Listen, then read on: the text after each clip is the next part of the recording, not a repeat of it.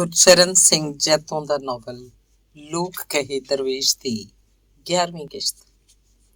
ਮੁਖਤਿਆਰ ਦੀ ਬੇਬੇ ਦੇ ਮਰਨ ਪਿੱਛੋਂ ਪਿੰਡ 'ਚ ਕੁਝ ਦਿਨ ਚੁੱਪ ਚਾਂ ਰਹੀ, ਪਰ ਫਿਰ ਲੋਕਾਂ 'ਚ ਹੌਲੀ ਹੌਲੀ ਘੁਸਰ ਮੁਸਰ ਹੋਣ ਲੱਗ ਪਈ। ਕੋਈ ਉਹਨਾਂ ਦੀ ਜ਼ਮੀਨ ਤਕਾ ਕੇ ਗੱਲ ਕਰਦਾ, ਕੋਈ ਘਰ। ਜੰਗੇ ਹੋਰੀ ਦੋ ਭਰਾ ਸਨ। ਉਹ ਹਰ ਸਾਲ ਮੁਖਤਿਆਰ ਕੀ ਜ਼ਮੀਨ ਠੇਕੇ ਤੇ ਲੈ ਕੇ ਵਾਹੁੰਦੇ ਹੁੰਦੇ, ਨਾਲੇ ਇੱਕ ਦੋ ਸੀਰੀ ਸੱਪੇ ਰੱਖ ਲੈਂਦੇ। ਕਿਉਂਕਿ ਹੁਣ ਜ਼ਮੀਨ ਦਾ ਮਾਲਕ ਕੋਈ ਨਾ ਰਿਹਾ ਤਾਂ ਉਹਨਾਂ ਦਾ ਚਿੱਤ ਬੇਈਮਾਨ ਹੋਣਾ ਸੁਭਾਵਕ ਸੀ। ਉਹਨਾਂ ਨੇ ਅੰਦਰ ਖਾਤੇ ਪਟਵਾਰੀ ਨਾਲ ਗੱਲ ਕਰਨੀ ਚਾਹੀ। ਪਟਵਾਰੀ ਦੀ ਪਹਿਲਾਂ ਹੀ ਗੁਰਨੇਕ ਨੇ ਮੁੱਠੀ ਗਰਮ ਕਰ ਰੱਖੀ ਸੀ। ਉਹਨੇ ਜੰਗ ਸਿੰਘ ਨੂੰ ਦੱਸਿਆ ਕਿ ਸਾਰੀ ਜ਼ਮੀਨ ਦਾ ਮੁਖਤਿਆਰਨਾਮਾ ਗੁਰਨੇਕ ਮਾਸਟਰ ਕੋਲ ਹੈ। ਜੇ ਉਹ ਚਾਹੁਣ ਤਾਂ ਉਸ ਨਾਲ ਗੱਲ ਕਰਕੇ ਸੌਦਾ ਹੋ ਸਕਦਾ ਹੈ। ਜਿਸ ਦਿਨ ਗੁਰਨੇਕ ਅੰਮ੍ਰਿਤਸਰੋਂ ਵਾਪਸ ਮੁੜਿਆ ਤਾਂ ਉਹਨੇ ਬਸੰਤ ਨੂੰ ਮਿੱਠੀਆਂ ਮਾਰ ਕੇ ਫਿਰੋਜ਼ਪੁਰ ਜਾਣ ਲਈ ਮਨਾ ਲਿਆ। ਉਹ ਵੀ ਪੇਕੀ ਜਾਣ ਦੇ ਚਾਅ 'ਚ ਉਸੇ ਦਿਨ ਹੀ ਗੱਡੀ ਚੜ੍ਹ ਗਈ। ਅਗਲੇ ਦਿਨ ਜੰਗ ਸਿੰਘ ਉਸ ਨਾਲ ਗੱਲਬਾਤ ਕਰਨ ਪਹੁੰਚ ਗਿਆ। ਮਾਸਟਰ ਜੀ ਸਤਿ ਸ੍ਰੀ ਅਕਾਲ, ਜੰਗ ਸਿੰਘ ਨੇ ਮੰਜੇ ਤੇ ਬਹਿੰਦਿਆਂ ਕਿਹਾ। ਜੰਗ ਸਿੰਘ ਨੂੰ ਆਪਣੇ ਸਾਹਮਣੇ ਬੈਠਾ ਦੇਖ ਕੇ ਗੁਰਨੇਕ ਨੂੰ ਉੱਕਾ ਕੋਈ ਹੈਰਾਨੀ ਨਹੀਂ ਸੀ ਹੋਈ। ਸਭ ਕੁਝ ਉਹਦੀ ਸੋਚ ਅਨੁਸਾਰ ਆਪੇ ਹੀ ਹੋਈ ਜਾ ਰਿਹਾ ਸੀ। ਉਹਨੂੰ ਪਤਾ ਸੀ ਕਿ ਉਹ ਜ਼ਰੂਰ ਆਏਗਾ। ਆ ਵੀ ਜੰਗਿਆ, ਕੀ ਹਾਲ ਹੈ ਤੇਰਾ? ਬਸ ਜੀ ਦਇਆ ਤੁਹਾਡੀ। ਅੱਜ ਕਿਵੇਂ ਗੇੜਾ ਮਾਰਿਆ ਇੱਧਰ ਨੂੰ? ਮਹਾਰਾਜ ਤੁਹਾਨੂੰ ਤਾਂ ਪਤਾ ਹੀ ਆ ਬਈ ਅਸੀਂ ਕਈ ਸਾਲਾਂ ਤੋਂ ਮੁਖਤਿਆਰੀ ਕੀ ਜ਼ਮੀਨ ਠੇਕੇ ਤੇ ਲੈਂਦੇ ਆ, ਪਰ ਜਦੋਂ ਦੀ ਬੁੜੀ ਮਰੀ ਹੈ ਸੁਣਿਆ ਬਈ ਸਾਰੀ ਮੁਖਤਿਆਰੀ ਤੁਹਾਡੇ ਕੋਲ ਹੈ। ਮੈਂ ਤਾਂ ਦੇਖ ਚੰਗਿਆ ਜ਼ਮੀਨ ਖਰੀਦਣ ਦੀ ਪਰੋਖੋਂ ਤੁਹਾਡੇ ਦੋਹਾਂ ਭਰਾਵਾਂ 'ਚ ਹੈ ਨਹੀਂ। ਸੋ ਮੇਰੀ ਰਾਏ ਇਹੋ ਹੈ ਵੀ ਜਿਹੜਾ ਬੰਦਾ ਵੀ ਜ਼ਮੀਨ ਖਰੀਦੂਗਾ ਤੁਸੀਂ ਉਹਦੇ ਨਾਲ ਹੀ ਠੇਕੇ ਦੀ ਗੱਲ ਕਰ ਲਿਓ। ਨਾ ਨਾ ਮਾਸਟਰ ਜੀ, ਠੇਕੇ ਬਿਨਾਂ ਨਹੀਂ ਸਾਡਾ ਗੁਜ਼ਾਰਾ ਹੋਣਾ। ਤੁਸੀਂ ਹਾਲੇ ਐਵੇਂ ਹੀ ਚੱਲਣ ਦਿਓ ਗੱਡੀ, ਅਸੀਂ ਠੇਕਾ ਤੁਹਾਨੂੰ ਦੇ ਦਿਆ ਕਰਾਂਗੇ। ਨਾ ਭਾਈ ਜੰਗਿਆ, ਮੈਨੂੰ ਠੇਕਾ ਲੈਣ ਦੀ ਲੋੜ ਨਹੀਂ। ਜ਼ਮੀਨ ਦੇ ਕਈ ਗਾਹਕ ਲੱਗੇ ਹੋਏ ਆ। ਜਦੋਂ ਵਿਕ ਗਈ ਮੈਂ ਤੇਰੀ ਗੱਲ ਨਵੇਂ ਮਾਲਕਾਂ ਨਾਲ ਕਰਵਾ ਦਿਆਂਗਾ। ਉਹ ਤਾਂ ਤੁਹਾਡੀ ਗੱਲ 16 ਆਨੇ ਸੱਚ ਹੈ, ਪਰ ਖਿਆਲ ਰੱਖਿਓ ਵੀ ਨਵੇਂ ਮਾਲਕ ਵੀ ਪਹਿਲੀ ਠੇਕੇ ਤੇ ਸਾਡੇ ਕੋਲ ਹੀ ਰਹਿਣ ਦੇਣ, ਮਿੰਨਤ ਨਾਲ ਹੀ। ਚੰਗਾ, ਤੂੰ ਫਿਕਰ ਨਾ ਕਰ, ਮੈਂ ਪੂਰਾ ਧਿਆਨ ਰੱਖੂੰਗਾ। ਦੂਜੇ ਦਿਨ ਲਾਲਾ ਧਿਆਨ ਚੰਦ ਗੁਰਨੇਕ ਨੂੰ ਮਿਲਣ ਆ ਗਿਆ। ਮਾਸਟਰ ਜੀ, ਸੁਣਿਆ ਮੁਖਤਿਆਰ ਸਿੰਘ ਵਾਲੀ ਜ਼ਮੀਨ ਦਾ ਮੁਖਤਿਆਰਨਾਮਾ ਤੁਹਾਡੇ ਨਾਂ ਹੈ। ਮੈਂ ਤਾਂ ਇੱਕ ਬੇਨਤੀ ਕਰਨੀ ਸੀ ਵੀ ਜੇ ਤੁਸੀਂ ਠੀਕ ਸਮਝੋ ਤਾਂ ਆਪਾਂ ਗੱਲਬਾਤ ਕਰੀਏ, ਕਿਉਂਕਿ ਜਿਹੜੀ ਨਵੀਂ ਸੜਕ ਪਿੰਡਾਂ ਵਿੱਚੋਂ ਦੀ ਸਰਕਾਰ ਕੱਢ ਰਹੀ ਹੈ ਉਹ ਮੁਖਤਿਆਰ ਕੀ ਜ਼ਮੀਨ ਦੇ ਵਿੱਚੋਂ ਦੀ ਨਿਕਲੂਗੀ।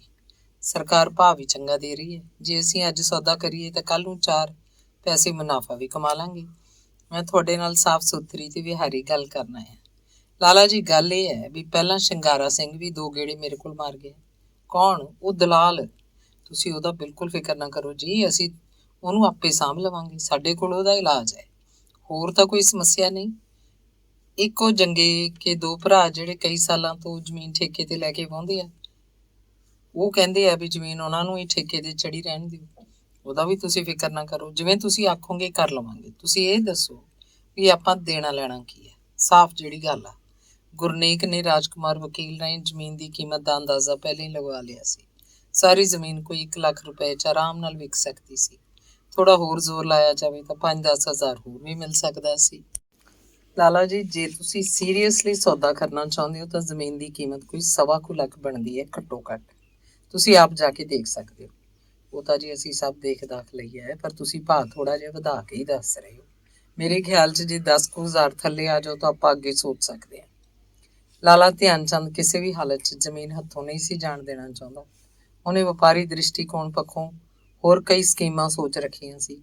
ਗੁਰਨੇਕ ਵੀ ਜਿੰਨੀ ਛੇਤੀ ਹੋ ਸਕੇ ਕੰਮ ਨਿਬੇੜ ਦੇਣਾ ਚਾਹੁੰਦਾ ਸੀ। ਜਿੰਨੀ ਦੇਰ ਹੋਣੀ ਸੀ ਉਨੀ ਗੱਲ ਫੈਲਣ ਦਾ ਡਰ। ਉਹਨੇ ਥੋੜਾ ਸੋਚ ਕੇ ਕਿਹਾ, ਲਾਲਾ ਜੀ, ਇਹ ਤਾਂ ਮੈਂ ਤੁਹਾਨੂੰ ਆਪਣਾ ਬੰਦਾ ਕਰਕੇ ਦੱਸ ਰਿਹਾ, ਨਹੀਂ ਤਾਂ ਜੇ ਇੱਥੇ 2-4 ਦਲਾਲਾਂ ਨੂੰ ਹੋਰ ਪਤਾ ਲੱਗ ਗਿਆ ਤਾਂ ਕੀਮਤ ਹੋਰ ਵੱਧ ਜਾਏਗੀ। ਸੋ ਤੁਹਾਨੂੰ ਵੀ ਮੈਂ ਇਹੀ ਬੇਨਤੀ ਕਰਾਂਗਾ ਕਿ ਇਸ ਸੌਦੇ ਦੀ ਗੱਲ ਕਿਸੇ ਕੋਲ ਵੀ ਨਾ ਕਰਨਾ। ਆਪਣੇ ਘਰ ਦੀ ਗੱਲ ਹੈ ਜੀ, ਆਪਾਂ ਬਹੁਤੀ ਗੱਲ ਕਰਨੀ ਜਾਣਦੇ ਹੀ ਨਹੀਂ। ਲਓ ਆਹ ਫੜੋ 10,000 ਬਿਆਨਾ, ਸੌਦਾ 1-20 'ਚ ਪੱਕਾ। ਦੋਹਾਂ ਨੇ ਰਾਜਕੁਮਾਰ ਵਕੀਲ ਕੋਲ ਜਾ ਕੇ ਐਗਰੀਮੈਂਟ ਬਣਵਾ ਲਿਆ ਤੇ ਜ਼ਮੀਨ ਦੀ ਖਰੀਦੋ ਫਰੋਖਤ 2 ਮਹੀਨਿਆਂ ਦੇ ਅੰਦਰ ਕਰ ਲੈਣ ਲਈ ਤਾਰੀਖ ਮਿੱਥ ਲਈ ਗਈ। ਜ਼ਮੀਨ ਦੀ ਕੀਮਤ 30,000 ਅੰਗੀ ਗਈ। ਬਾਕੀ ਦੇ ਪੈਸੇ ਐਗਰੀਮੈਂਟ ਤੇ ਦਸਖਤ ਹੋਣ ਵੇਲੇ ਲੈਣੇ ਦੇਣੇ ਕਰ ਲਏ। ਲਾਲਾ ਧਿਆਨ ਚੰਦ ਕਿਸੇ ਕੀਮਤ ਤੇ ਵੀ ਇਹ ਸੌਦਾ ਛੱਡਣਾ ਨਹੀਂ ਸੀ ਚਾਹੁੰਦਾ। ਅਗਲੇ ਦਿਨੋਂ ਸਾਰੀ ਬਣਦੀ ਨਕਦੀ ਲੈ ਕੇ ਗੁਰਨੇਕ ਕੋਲ ਪਹੁੰਚ ਗਿਆ। ਕੁਝ ਦਿਨਾਂ ਮਗਰੋਂ ਹੀ ਜ਼ਮੀਨ ਦੀ ਰਜਿਸਟਰੀ ਹੋ ਗਈ। ਗੁਰਨੇਕ ਨੇ ਮੁਖਤਿਆਰ ਦੀ ਮਾਂ ਦੇ ਮਰਨ ਪਿੱਛੋਂ ਉਹਨਾਂ ਦੇ ਘਰ ਨੂੰ ਜੰਦਰਾ ਮਾਰਨ ਵੇਲੇ ਜ਼ਮੀਨ ਦੇ ਸਾਰੇ ਕਾਗਜ਼ ਕੱਢ ਲਿਆਂਦੇ ਸਨ। ਹੁਣ ਸਿਰਫ ਮੁਖਤਿਆਰ ਹੋਰਾਂ ਦਾ ਮਕਾਨ ਵੇਚਣਾ ਬਾਕੀ ਰਹਿ ਗਿਆ ਸੀ। ਉਸ ਲਈ ਬਿੱਕਰ ਸਿੰਘ ਪਹਿਲਾਂ ਹੀ ਗੇੜਾ ਮਾਰ ਗਿਆ ਸੀ। ਅੱਜ ਕੱਲ ਗੁਰਨੇਕ ਦੇ ਪੈਰ ਜ਼ਮੀਨ ਤੇ ਨਹੀਂ ਸਨ ਟਿਕ ਰਹੇ। ਜੱਗ ਦਿਖਾਵੇ ਲਈ ਉੱਤੋਂ ਬਿਮਾਰ ਤੇ ਗੰਭੀਰ ਜਿਹਾ ਦਿਸਣ ਦੀ ਕੋਸ਼ਿਸ਼ ਕਰਦਾ ਰਹਿੰਦਾ। ਨਾਲ ਦੀ ਨਾਲ ਉਹਦਾ ਦਿਮਾਗ ਅਗਲੀਆਂ ਸਕੀਮਾਂ ਸੋਚਦਾ ਰਹਿੰਦਾ। ਪੈਸੇ ਦਾ ਲਹੂ ਉਹਦੇ ਮੂੰਹ ਨੂੰ ਲੱਗ ਚੁੱਕਾ ਸੀ। ਉਹ ਲੱਕੜ ਦੀ ਸੰਦੂਕੜੀ 'ਚ ਪਏ ਕਿੱਸਿਆਂ ਤੇ ਕਿਤਾਬਾਂ ਹੇਠਾਂ ਚਿਣ ਕੇ ਰੱਖੀਆਂ ਨੋਟਾਂ ਦੀਆਂ ਗੁੱਟੀਆਂ ਨੂੰ ਤੀਜੇ ਕੁ ਦਿਨ ਖੋਲ ਕੇ ਦੇਖ ਲੈਂਦਾ। ਸੰਦੂਕੜੀ ਨੂੰ ਉਹਨੇ ਪਹਿਲੀ ਵਾਰ ਜੰਦਰਾ ਲਾਇਆ ਸੀ। ਗੁਰਨੇਕ ਆਪਣੀ ਖੁਸ਼ੀ ਸਾਂਝੀ ਕਰਨਾ ਚਾਹੁੰਦਾ ਸੀ, ਪਰ ਗੱਲ ਕਿਸ ਕੋਲ ਕਰੇ। ਉਹਨੂੰ ਆਪਣਾ ਦੋਸਤ ਮੁਖਤਿਆਰ ਯਾਦ ਆ ਰਿਹਾ ਸੀ। ਉਹਨੇ ਸੋਚਿਆ ਚੰਗਾ ਹੋਇਆ ਮੁਖਤਿਆਰ ਮਰ ਖੱਪ ਗਿਆ, ਨਹੀਂ ਤਾਂ ਜੇ ਉਹ ਜਾਂ ਉਹਦੀ ਮਾਂ ਜਿਉਂਦੀ ਰਹਿੰਦੀ ਤਾਂ ਇਹ 4 ਪੈਸੇ ਉਹਦੇ ਕੋਲੋਂ ਕਿੱਥੇ ਆਉਣੇ ਸੀ। ਮਨ ਦੀ ਤਸੱਲੀ ਲਈ ਸੋਚਦਾ ਕਿ ਕੀ ਪਤਾ ਉਹਨਾਂ ਨੇ ਮਰ ਮਰਾ ਕੇ ਕਿਸੇ ਪਿਛਲੇ ਜਨਮ ਦਾ ਕਰਜ਼ਾ ਹੀ ਉਹਨੂੰ ਮੋੜਿਆ ਹੋਵੇ। ਅਖੀਰ ਸੋਚ ਵਿਚਾਰ ਪਿੱਛੋਂ ਚਰਨਜੀਤ ਨੂੰ ਇੱਕ ਲੰਮੀ ਚਿੱਠੀ ਲਿਖਣ ਬਹਿ ਗਿਆ। ਕਈ ਮਹੀਨਿਆਂ ਪਿੱਛੋਂ ਪਹਿਲੀ ਚਿੱਠੀ ਸੀ ਜਿਹੜੀ ਉਹਨੇ ਇੱਕ ਕਵਿਤਾ ਨਾਲ ਸ਼ੁਰੂ ਕੀਤੀ ਸੀ। ਕਵਿਤਾ 'ਚ ਕੁਦਰਤ ਦੀਆਂ ਰੰਗੀਨੀਆਂ ਤੇ ਬਖਸ਼ਿਸ਼ਾਂ ਨੂੰ ਬਿਆਨ ਦੀਆਂ ਕਲਪਨਾ ਉਡਾਰੀਆਂ ਸਨ। ਫੁੱਲਾਂ ਦੀ ਬਹਾਰ, ਬਸੰਤ ਰੁੱਤ, ਜੰਗਲਾਂ 'ਚ ਚੁੰਗੀਆਂ ਭਰਦੇ ਹਿਰਨ, ਚੰਨ ਦੀ ਚਾਨਣੀ, ਸਤਰੰਗੀ ਪੀਂਗ, ਆਕਾਸ਼ 'ਚ ਉਡਾਰੀਆਂ ਲਾਉਂਦੇ ਪੰਛੀ ਤੇ ਹੋਰ ਕੁਦਰਤੀ ਕ੍ਰਿਸ਼ਮਿਆਂ ਬਾਰੇ ਕਵਿਤਾ ਚੁਣੇ ਹੋਏ ਸ਼ਬਦਾਂ 'ਚ ਪਰੋਈ ਹੋਈ ਸੀ। ਚਿੱਠੀ ਦੇ ਅਗਲੇ ਸਫ਼ਿਆਂ 'ਚ ਹੋਰ ਕੁਝ ਸਧਾਰਨ ਗੱਲਾਂ ਤੋਂ ਪਿੱਛੋਂ ਆਪਣੀ ਬਿਮਾਰੀ ਬਾਰੇ ਬੜੇ ਲੰਮੇ ਚੌੜੇ ਵਿਸਥਾਰ 'ਚ ਲਿਖਿਆ ਕਿ ਭਾਵੇਂ ਉਹਨੂੰ ਆਪਣੇ ਜੀਵਨ ਦਾ ਅੰਤ ਨੇੜੇ ਹੀ ਲੱਗਦਾ ਹੈ, ਪਰ ਉਹ ਕੁਦਰਤ ਦਾ ਹੁਸਨ ਤੇ ਰੰਗੀਨੀਆਂ ਦੇਖ ਕੇ ਆਪਣੇ ਮਨ ਨੂੰ ਪਰਚਾ ਲੈਂਦਾ ਹੈ ਤੇ ਆਪਣੇ ਅੰਤ ਨੂੰ ਭੁੱਲ ਜਾਣਾ ਚਾਹੁੰਦਾ ਹੈ। ਸ਼ਾਇਦ ਸੰਸਾਰ ਦੇ ਉੱਚ ਕੋਟੀ ਦੇ ਕਵੀਆਂ ਦਾ ਇਹੋ ਜਿਹਾ ਹੀ ਹਾਲ ਹੁੰਦਾ ਹੈ। ਉਹ ਆਪਣੇ ਲਈ ਲੰਮੀ ਉਮਰ ਲਿਖਾ ਕੇ ਨਹੀਂ ਲਿਆਏ ਹੁੰਦੇ, ਕਿਉਂਕਿ ਲੋਕਾਂ ਦੀ ਅੱਧੀ ਉਮਰ ਜਿੰਨੀ ਉਮਰ ਵਿੱਚ ਹੀ ਆਪਣੀ ਪੂਰੀ ਉਮਰ ਭੋਗ ਲੈਂਦੇ ਹਨ, ਤੇ ਕਿਉਂਕਿ ਲੋਕਾਂ ਦੇ ਦੁੱਖਾਂ ਦੀ ਉਹਨਾਂ ਨੂੰ ਚੰਗੀ ਤਰ੍ਹਾਂ ਸੋਝੀ ਹੁੰਦੀ ਹੈ, ਇਸ ਲਈ ਉਹ ਸੰਤਾਪ ਭੋਗਦੇ ਹੋਏ ਇਸ ਫਾਨੀ ਸੰਸਾਰ ਨੂੰ ਛੇਤੀ ਅਲਵਿਦਾ ਆਖ ਦਿੰਦੇ ਹਨ।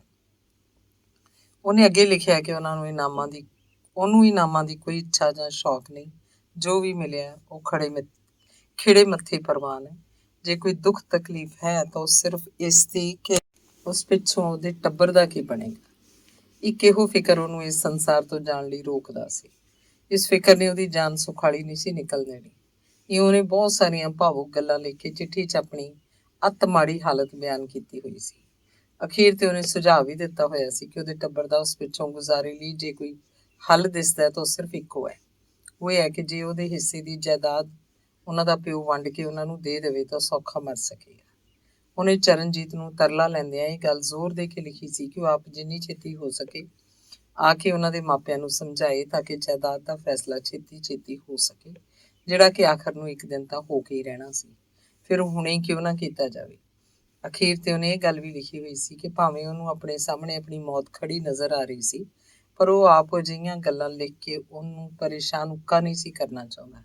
ਚਿੱਠੀ ਦੇ ਅੰਤ 'ਚ ਵਾਸਤੇ ਪਾ ਕੇ ਲਿਖਿਆ ਸੀ ਕਿ ਕਿਸੇ ਵੀ ਕਾਰਨ ਇਹ ਚਿੱਠੀ ਦੀ ਕੋਈ ਵੀ ਗੱਲ ਅੰਜਲੀ ਨਾਲ ਸਾਂਝੀ ਨਾ ਕਰੇ, ਕਿਉਂਕਿ ਇਹ 2 ਭਰਾਵਾਂ ਦਾ ਆਪਸੀ ਮਾਮਲਾ ਸੀ ਤੇ ਦੂਜੀ ਚਿੱਠੀ ਪੜ੍ਹਨ ਸਾਰ ਪਾੜ ਸੁੱਟੀ। ਚਿੱਠੀ ਦਾ ਅਸਰ ਜਿਵੇਂ ਗੁਰਨੇਕ ਚਾਹੁੰਦਾ ਸੀ ਇਹੋ ਜਿਹਾ ਹੀ ਹੋਇਆ। ਚਰਨਜੀਤ ਨੇ ਹਸਪਤਾਲ 'ਚ ਚਿੱਠੀ ਪੜ੍ਹਨ ਸਾਰ ਪਾੜ ਦਿੱਤੀ। ਉਹ ਆਪਣੇ ਕਮਰੇ 'ਚ ਬੈਠਾ ਫਿਕਰਮੰਦ ਹੋਇਆ ਸੋਚਣ ਲੱਗ ਪਿਆ ਸੀ ਕਿ ਇੰਨੇ 'ਚ ਅੰਜਲੀ ਆ ਗਈ। ਕੀ ਗੱਲ, ਤੁਸੀਂ ਕੁਝ ਪਰੇਸ਼ਾਨ ਲੱਗ ਰਹੇ ਹੋ? You look worried. ਸਭ ਠੀਕ ਠਾਕ ਤਾਂ ਹੈ? ਹਾਂ ਅੰਜਲੀ, ਐਸੀ ਕੋਈ ਗੱਲ ਨਹੀਂ, ਮੈਂ ਠੀਕ ਹਾਂ। ਬਸ ਅੱਜ ਥੋੜੀ ਥਕਾਵਟ ਮਹਿਸੂਸ ਹੋ ਰਹੀ ਹੈ। ਮੈਂ ਅੱਜ ਘੰਟਾ ਕੁ ਜਲਦੀ ਚਲਾ ਜਾਵਾਂਗਾ। ਤੂੰ ਬਾਅਦ 'ਚ ਆਪੇ ਆ ਜਾਈਂ। ਓਕੇ, ਤੁਸੀਂ ਹੁਣੇ ਜਾ ਕੇ ਥੋੜਾ ਰੈਸਟ ਕਰ ਲਓ, ਫਿਰ ਮੈਂ ਆ ਕੇ ਚਾਹ ਬਣਾਵਾਂਗੀ। ਅੱਜ ਬੈਲਕਨੀ 'ਚ ਬਹਿ ਕੇ ਚਾਹ ਪੀਆਂਗੇ ਤੇ ਫਿਰ ਸ਼ਾਮ ਨੂੰ ਵੀ can go for long drive, ਠੀਕ ਹੈ? ਚਰਨਜੀਤ ਨੇ ਘਰ ਪਹੁੰਚਣ ਸਾਰ ਗੁਰਨੇਕ ਦੀ ਲੰਮੀ ਚਿੱਠੀ ਦਾ ਜਵਾਬ ਲਿਖਿਆ, ਉਹਦੀ ਸਿਹਤ ਲਈ ਸ਼ੁਭ ਕਾਮਨਾਵਾਂ ਭੇਜੀਆਂ ਤੇ ਉਹਨੂੰ ਆਪਣੇ ਸਾਰੇ ਫਿਕਰ ਉਹਨੂੰ ਦੇ ਦੇਣ ਲਈ ਲਿਖਿਆ।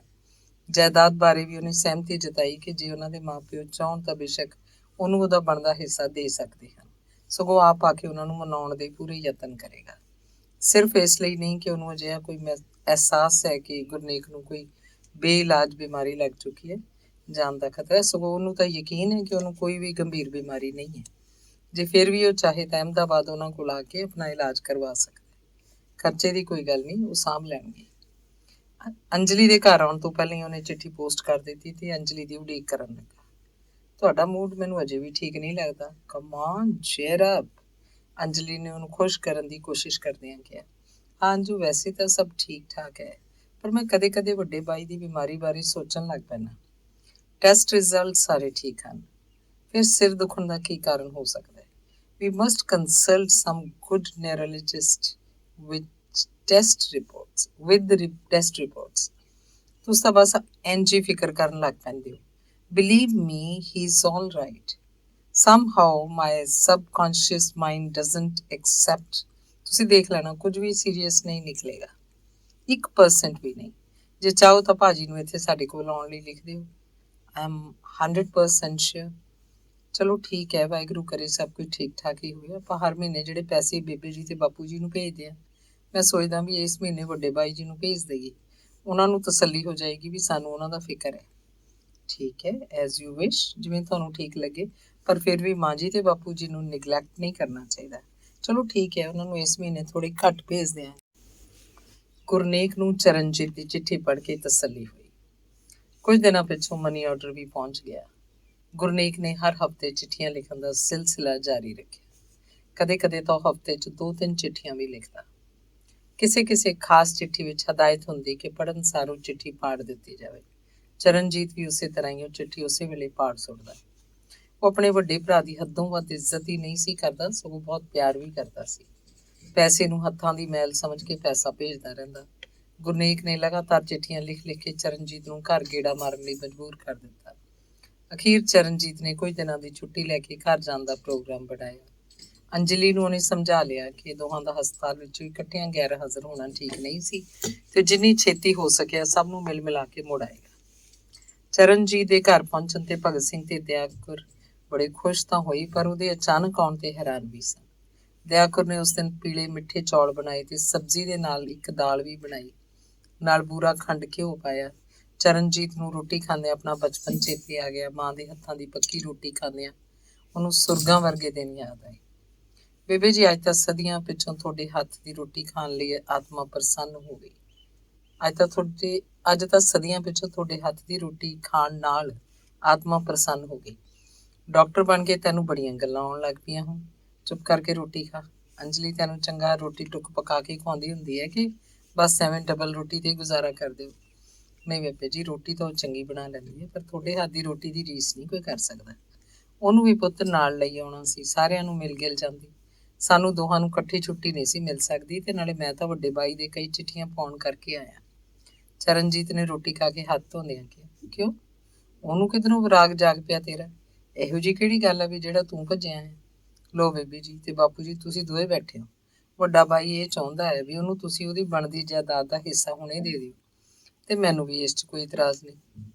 ਭਗਤ ਸਿੰਘ ਤੇ ਦਿਆਕੁਰ ਗੱਲ ਸੁਣ ਕੇ ਬੜੇ ਹੈਰਾਨ ਹੋਏ. ਉਹ ਤਾਂ ਸਾਡੇ ਮਰੇ ਪਿਆਂ ਦੇ ਮੂੰਹ 'ਚ ਪਾਣੀ ਪਾ ਕੇ ਤਾਂ ਰਾਜੀ ਨਹੀਂ. ਮਹੀਨਿਆਂ ਬੱਧੀ ਉਹਦੇ ਦਰਸ਼ਨ ਨਹੀਂ ਹੁੰਦੇ ਸਨ. ਇਹ ਜਾਇਦਾਦ ਉਹਨੂੰ ਕਿੱਧਰੋਂ ਦਿਸ ਪਈ? ਜੇ ਬਿਮਾਰ ਹੋ ਜਾਈਏ ਤਾਂ ਆਂਢੋ ਗੁਆਂਢੋ ਲੋਕ ਤਾਂ ਪਤਾ ਲੈਣ ਆ ਜਾਂਦੇ ਆ, ਪਰ ਇਹ ਰੱਬ ਦੇ ਬੰਦੇ ਨੇ ਕਦੇ ਆ ਕੇ ਦੇਖਿਆ ਤੱਕ ਨਹੀਂ ਵੀ ਇਸ ਘਰ 'ਚ ਕੋਈ ਮਰਦਾ ਜਿਉਂਦਾ ਹੈ ਵੀ ਕਿ ਨਹੀਂ. ਹੁਣ ਜਾਇਦਾਦਾਂ ਦਿਸਣ ਲੱਗ ਪਈਆਂ ਇਹਨੂੰ. ਦਿਆਕੁਰ ਕੋਲੋਂ ਗੁੱਸੇ 'ਚ ਚੰਗੀ ਤਰ੍ਹਾਂ ਬੋਲਿਆ ਵੀ ਨਹੀਂ ਸੀ ਜਾ ਰਿਹਾ. ਉਹ ਰਹਿਣ ਦੇ, ਕਿਉਂ ਐਵੇਂ ਦਿਨ ਰਾਤ ਖਪਦੀ ਰਹਿੰਦੀ ਹੈ? ਰੱਬ ਰੱਬ ਕਰਿਆ ਕਰ. ਅਸੀਂ ਕਿਹੜਾ ਜਾਇਦਾਦਾਂ ਨਾਲ ਚੱਕ ਕੇ ਲੈ ਜਾਣੀਆਂ? ਸਭ ਕੁਝ ਇੱਥੇ ਹੀ ਰਹਿ ਜੂ, ਨਾਲ ਜਾਣਗੇ ਬੰਦੇ ਦੇ ਚੰਗੇ ਮਾੜੇ ਕਰਮ. ਭਗਤ ਸਿੰਘ ਨੇ ਦਿਆਕੁਰ ਨੂੰ ਸਮਝਾਉਣ ਦੀ ਕੋਸ਼ਿਸ਼ ਕੀਤੀ. ਕਿਹੜੇ ਚੰਦਰੇ ਰੱਬ ਦਾ ਨਾਂ ਲਈਏ? ਕੀ ਬੁਰਾ ਕਰਤਾ ਅਸੀਂ ਰੱਬ ਦਾ? ਨਾਲੇ ਉਹ ਵੱਡੇ ਖੱਬੀ ਖਾਨ ਦਾ ਰੱਬ ਨੂੰ ਨਹੀਂ ਦਿੰਦਾ ਕਿ ਕੀ ਹੋਈ ਜਾਂਦਾ ਹੈ? ਇਨਸਾਫ ਕਿਤੇ? ਸਾਰੀ ਉਮਰ ਢਿੱਡ ਪੇਟ ਬੰਨ ਕੇ 4 ਖੋਲੇ ਸਿਰ ਲਗਾਉਣ ਖਾਤਰ ਬਣਾਏ ਆ, ਉਹ ਵੀ ਬੁਰੇ ਲੱਗਦੇ ਆ ਇਹਨਾਂ ਨੂੰ. ਪੁੱਤ ਪੋਤੇ ਜਾਇਦਾਦਾਂ ਹੋਰ ਬਣਾਉਂਦੇ ਹੁੰਦੇ ਆ ਕਿ ਅਗਲੀਆਂ ਬਣੀਆਂ ਦੀਆਂ ਵੰਡੀਆਂ ਪਾਉਂਦੇ ਹੁੰਦੇ ਆ? ਨਾਲੇ ਕੀ ਬੁਰਾ ਕਰਤਾ ਸੀ ਉਹਦਾ? ਪੜ੍ਹਾਉਣ 'ਚ ਕਸਰ ਛੱਡੀ? ਆਪ ਡਰਦਾ ਮਾਰਾ ਸਕੂਲੋਂ ਭੱਜਿਆ, ਮਗਰੋਂ ਜਦੋਂ ਅਕਲ ਠਿਕਾਣੇ ਆਈ ਤਾਂ ਹਮਕੋ ਅਖੇ ਮਾਂ ਪਿਓ ਨੇ ਨਹੀਂ ਪੜ੍ਹਨ ਦਿੱਤਾ, ਵਿਆਹ ਨਹੀਂ ਕੀਤਾ, ਹੁਣ ਵੀ ਨੂਨ ਤੇਲ ਲੱਕੜਾਂ ਸਾਡੇ ਕੋਲੋਂ ਮੰਗ ਕੇ ਲੈ ਜਾਂਦਾ. ਉਹ ਅਖੇ ਹਮ ਅੱਡ ਰਹਤੇ ਹੈ, ਰਹੋ ਅੱਡ, ਰਹਿ ਕੇ ਵੀ ਦਿਖਾਓ. ਬਸ ਆ ਇੱਕ ਕਸਰ ਰਹਿ ਗਈ ਸੀ, ਉਹ ਵੀ ਪੂਰੀ ਕਰਤੀ. ਉਹਨੂੰ ਤੂੰ ਇਹ ਵੀ ਪੁੱਛੀ ਜਾ ਕੇ ਵੀ ਜਾਇਦਾਦ ਦੀ ਵੰਡ ਦੇ ਨਾਲ ਨਾਲ ਮਾਂ ਪਿਓ ਨੂੰ ਵੀ ਵੰਡ ਲਵੇ, ਸਾਡੇ 'ਚੋਂ ਕਿਹੜਾ ਉਹਦੇ ਹਿੱਸੇ ਆਊ ਉਹ ਵੀ ਦੱਸ ਦੇਵੇ. ਜੇ ਮੂੰਹ ਫੁੱਟਿਆ ਤਾਂ ਮੈਨੂੰ ਕਹੀ. ਦਿਆਕੁਰ ਭਰੀ ਪੀਤੀ ਬੈਠੀ ਸੀ, ਗੱਲਾਂ ਵੀ ਸੱਚੀਆਂ ਸਨ. ਇਹਨੂੰ ਟੱਬਰ 'ਚ ਲੜਾਈ ਪਾ ਕੇ ਪਤਾ ਨਹੀਂ ਕੀ ਇੱਥੇ ਆਉਂਦਾ. ਭਗਤ ਸਿੰਘ ਆਪਣੀ ਥਾਂ ਪਰੇਸ਼ਾਨ ਸੀ. ਮੈਂ ਪਵਾਉਣੀ ਆ ਲੜਾਈ, ਸੱਚੀਆਂ ਗੱਲਾਂ ਆਖੇ ਤੋਂ ਜੇ ਲੜਾਈ ਪੈਂਦੀ ਹੈ ਤਾਂ ਪਵੇ, ਕੋਈ ਇੱਕ ਗੱਲ ਝੂਠ ਹੈ ਤਾਂ ਦੱਸੇ. ਬੇਬੇ ਜੀ ਤੁਸੀਂ 1 ਮਿੰਟ ਮੇਰੀ ਗੱਲ ਸੁਣੋ. ਉਹਨੂੰ ਕੋਈ ਬਿਮਾਰੀ? ਕੀ ਗੱਲ ਸੁਣਾ ਤੇਰੀ? ਤੈਨੂੰ ਚੱਕ ਚਕਾ ਕੇ ਤੇਰਾ ਕੰਮ ਛਡਾ ਕੇ ਆਪਣੀ ਵਕਾਲਤ ਕਰਨ ਵਾਸਤੇ ਜਿਹਨੇ ਸੱਦਿਆ ਹੈ ਉਹਨੂੰ ਸੁਣਾ ਜਾ ਕੇ ਗੱਲ. ਕੋਈ ਉਹਨੂੰ ਬਿਮਾਰੀ ਬੁਮਾਰੀ ਨਹੀਂ ਲੱਗੀ। ਮੈਂ ਸਭ ਜਾਣਦੀ ਹਾਂ। ਪੋਤੜੇ ਧੋਤੇ ਆ ਉਹਦੇ, ਉਹ ਖੇਖਣ ਕਰਦਾ ਪੂਰੇ। ਫਵੇ ਕੁੱਟਣੀਆਂ ਬੁੜੀਆਂ ਤੋਂ ਵੀ 2 ਰੱਤੀਆਂ ਵਾਧੂ ਹੈ। ਮੇਰੇ ਕੰਨਿਓ ਭਾਵੇਂ ਸਾਰੇ ਘਰ ਨੂੰ ਅੱਗ ਲਾ ਕੇ ਫੂਕ ਦਿਓ, ਘਰ 'ਚ ਬਰਕਤ ਸੁਆਹ ਰਹਿਣੀ ਹੈ ਜਦੋਂ 2.5 ਟੋਟਰੂ ਇਕੱਠੇ ਹੋ ਕੇ ਨਹੀਂ ਰਹਿ ਸਕਦੇ। ਤੁਸੀਂ ਦੋਏ ਪਿਓ ਪੁੱਤ ਵੀ ਗੱਲ ਸੁਣ ਲਓ ਅੱਜ ਮੇਰੀ। ਜਿੱਦਾਂ ਇਹਨੂੰ ਆਪਦਾ ਹਿੱਸਾ ਮਿਲ ਗਿਆ, ਇਹ ਵੇਚ ਕੇ ਉਹ ਜਾਊ ਤੇ ਸਾਡੇ ਵਾਸਤੇ ਕੋਈ ਅੱਕ ਬੀਜ ਕੇ ਜਾਊ। ਆਖੇ ਅੱਗ ਲੱਗੀ ਡੱਬੂ ਕੰਧ ਤੇ। ਇਹਦਾ ਤਾਂ ਉਹ ਹਾਲ ਹੈ। ਕਿਸੇ ਇਹੋ ਜਿਹੇ ਬੰਦੇ ਨੂੰ ਆਪਦਾ ਹਿੱਸਾ ਵੇਚ ਕੇ ਜਾਊ ਜਿਹੜਾ ਸਾਡਾ ਜਿਉਣਾ ਦੁੱਭਰ ਕਰੇ। ਇਹ ਜਿਹੜੀਆਂ ਗੱਲਾਂ ਕਰਦਾ ਨਾ, ਮੇਰੇ ਨੌਹਾਂ 'ਚ ਪਈਆਂ। ਨਾਲੇ ਕਿਹੜੇ ਹੱਕ ਨਾਲ ਮੰਗਦਾ ਹੈ ਜਾਇਦਾਦ ਦਾ ਹਿੱਸਾ? ਅਸੀਂ ਅਜੇ ਮਰ ਤਾਂ ਨਹੀਂ ਗਏ। ਜਦੋਂ ਮਰ ਗਏ ਉਦੋਂ ਵੰਡ ਲਿਓ ਦੋਏ ਭਰਾ। ਆ ਤੇਰਾ ਪਿਓ ਤਾਂ ਲਾਈ ਲੱਗ ਹੈ, ਹੁਣੇ ਕਾਗਜ਼ ਬਣਾ ਕੇ ਲਿਆ, ਹੁਣੇ ਹੀ ਅੰਗੂਠਾ ਲਾ ਦੂ। ਰਹਿ ਜੂੰਗੀ ਮੈਂ ਠੂਠਾ ਫੜ ਕੇ ਮੰਗਣ ਖਾਣ ਜੋਗੀ। ਚਰਨੀ ਵੇ ਤੂੰ ਤਾਂ ਸਿਆਣਾ ਸੀ, ਤੈਨੂੰ ਵੀ ਇਹਨੇ ਭਰਮਾ ਲਿਆ ਹੈ। ਦਿਆਕੁਰ ਫੇਰ ਅੱਖਾਂ ਪੂੰਝਣ ਲੱਗ ਪਈ।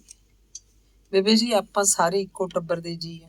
ਜੇ ਇੱਕੋ ਟੱਬਰ ਦੇ ਜੀ ਹੋ ਤਾਂ ਰਹੋ ਇੱਕ ਟੱਬਰ ਵਾਂਗੂ। ਸਾਡੀਆਂ ਅੱਖਾਂ ਮੀਟਣ ਤੋਂ ਪਹਿਲਾਂ ਹੀ ਵੰਡ ਵੰਡਈਆਂ ਕਰਨ ਨੂੰ ਫਿਰਦੇ ਹੋ। ਕੋਈ ਰਾਹ ਸਿਰ ਦੀ ਗੱਲ ਹੋਵੇ ਤਾਂ ਬੰਦੇ ਨੂੰ ਸਮਝ ਵੀ ਆਵੇ।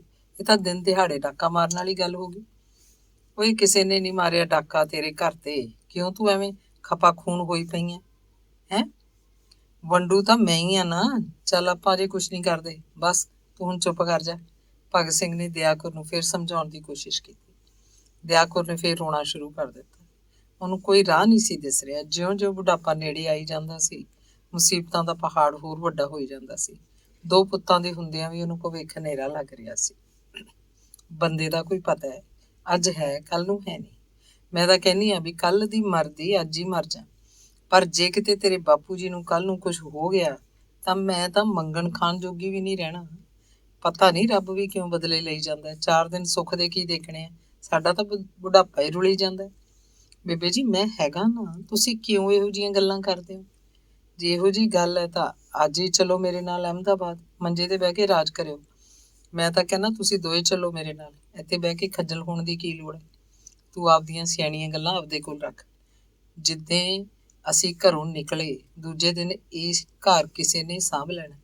ਮਗਰੋਂ ਫਿਰੀ ਜਾਵਾਂਗੇ ਗਲੀਆਂ 'ਚ ਧੱਕੇ ਖਾਂਦੇ। ਚਰਨੀ ਮੈਨੂੰ ਲੱਗਦਾ ਤੇਰੀ ਮਾਂ ਦਾ ਦਿਮਾਗ ਹਿੱਲ ਗਿਆ। ਪਤਾ ਨਹੀਂ ਇਹੋ ਜਿਹੀਆਂ ਗੱਲਾਂ ਇਹ ਕਿਉਂ ਕਰਦੀ ਹੈ। ਗੁਰਬਾਣੀ ਵਿੱਚ ਲਿਖਿਆ, ਨਾ ਕਿਸ ਕਾ ਪੂਤ ਨਾ ਕਿਸ ਕੀ ਮਾਈ, ਝੂਠੇ ਮੂੰਹ ਭਰਮ ਭੁਲਾਈ। ਇਹ ਦਿਨ ਰਾਤ ਹਾਏ ਮੇਰੇ ਪੁੱਤ, ਹਾਏ ਮੇਰੇ ਪੁੱਤਾਂ ਦੀ ਰੱਟ ਲਾਈ ਰੱਖਦੀ ਹੈ। ਹਾਂ ਪੁੱਤ ਤਾਂ ਪਿਓ ਦੇ ਹੀ ਹੁੰਦੇ ਆ, ਮਾਂ ਤਾਂ ਕੁਛ ਨਹੀਂ ਲੱਗਦੀ। ਜਿਹਨੇ 9 ਮਹੀਨੇ ਢਿੱਡ 'ਚ ਰੱਖ ਕੇ ਤੇ ਫਿਰ ਮਗਰੋਂ ਆਪ ਗਿੱਲੇ ਥਾਂ ਤੇ ਉਹਨਾਂ ਨੂੰ ਸੁੱਕੇ ਥਾਂ ਪਾ ਕੇ ਪਾਲਿਆ ਹੁੰਦਾ। ਕੋਈ ਕੀਮਤ ਨਹੀਂ ਮਾਂ ਦੇ ਦੁੱਧ ਦੀ, ਨਾ ਉਹਦੀ ਕੀਤੀ ਕਤਰੀ ਦੀ। ਦੁਨੀਆ ਦੀ ਕਿਹੜੀ ਮਾਂ ਹੈ ਜਿਹੜੀ ਆਪਣੇ ਧੀਆਂ ਪੁੱਤਾਂ ਨੂੰ ਮੋਹ ਨਹੀਂ ਕਰਦੀ? ਆਖੇ ਮੋਹ ਪਿਆਰ ਤਿਆਗ ਦਿਓ। ਕਿਵੇਂ ਤਿਆਗਦੀ ਹੈ? ਜੇ ਮੋਹ ਨਹੀਂ ਨਾ ਰਿਹਾ ਦੁਨੀਆ 'ਚ, ਫਿਰ ਹੋਰ ਰਹੂ ਕੀ ਰੱਬ ਦੀ ਮਾਂ ਦਾ ਸਿਰ? ਇਹ ਵੇਦਾਂ ਗ੍ਰੰਥਾਂ ਵਾਲੀਆਂ ਗੱਲਾਂ ਝੂਠੀਆਂ।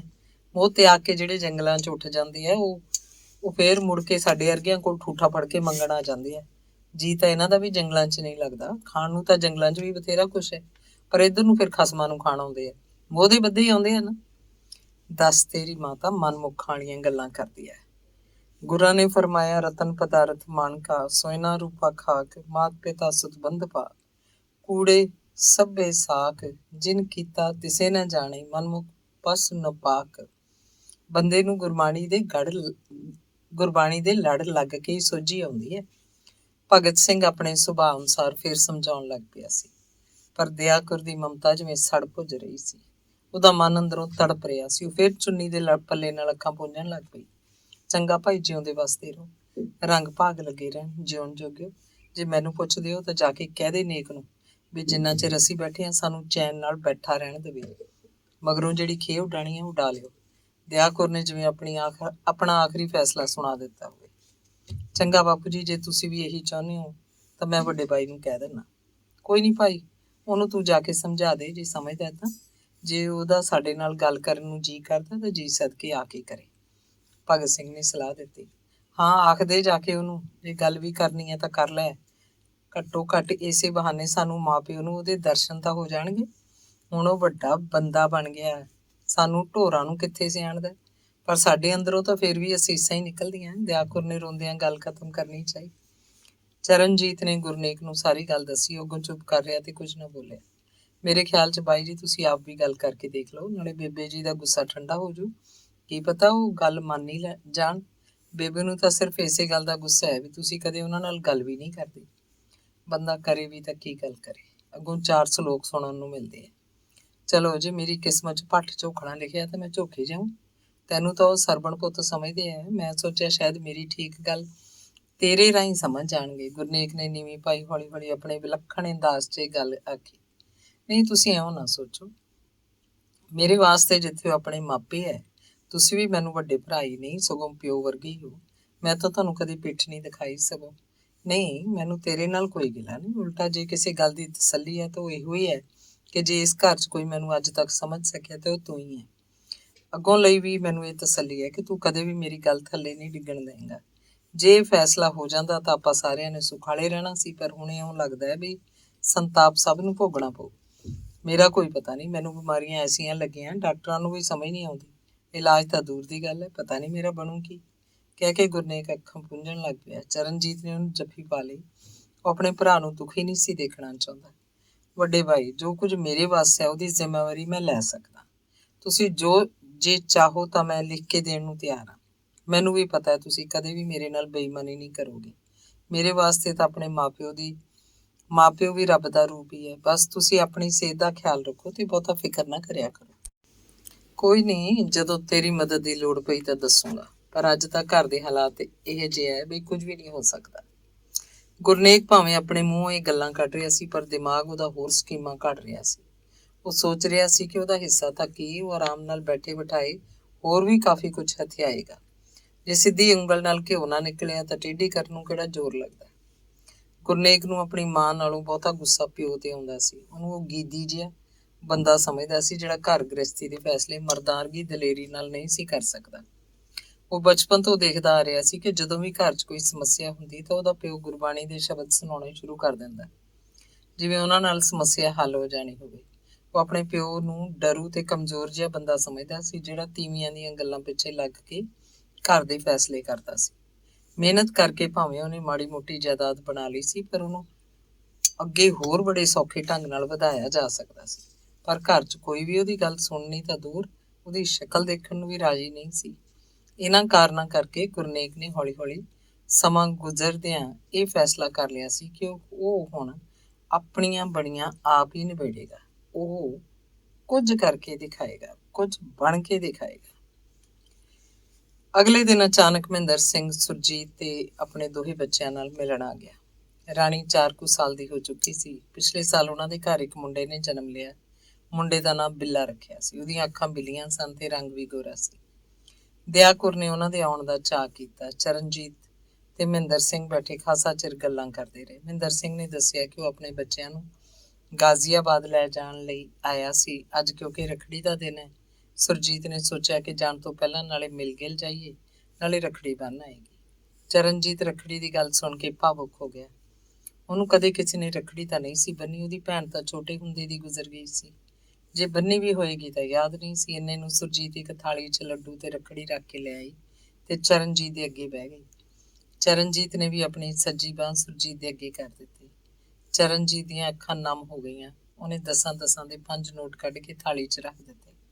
ਮਹਿੰਦਰ ਸਿੰਘ ਨੇ 10 ਰੁਪਏ ਰੱਖ ਕੇ ਬਾਕੀ ਮੋੜਨੇ ਚਾਹੇ ਤਾਂ ਚਰਨਜੀਤ ਨੇ ਕਿਹਾ, ਤੁਸੀਂ ਭੈਣ ਭਰਾ ਦੇ ਰਿਸ਼ਤੇ 'ਚ ਨਾ ਹੀ ਆਓ ਤਾਂ ਚੰਗਾ। ਲਓ ਬਾਬਾ, ਆ ਲਾਈ ਕੰਨਾਂ ਨੂੰ ਹੱਥ, ਜੇ ਮੈਂ ਚੂੰ ਵੀ ਕਰਾਂ, ਮਹਿੰਦਰ ਸਿੰਘ ਨੇ ਹੱਸਦਿਆਂ ਜਵਾਬ ਦਿੱਤਾ। ਚਰਨਜੀਤ ਨੇ ਰਾਣੀ ਤੇ ਬਿੱਲੇ ਨੂੰ ਵੀ ਬਹੁਤ ਪਿਆਰ ਕੀਤਾ। ਘਰ 'ਚ ਬੱਚਿਆਂ ਦੀ ਰੌਣਕ ਦੇਖ ਕੇ ਦਿਆ ਕੌਰ ਦਾ ਚਿੱਤ ਵੀ ਖੁਸ਼ ਸੀ।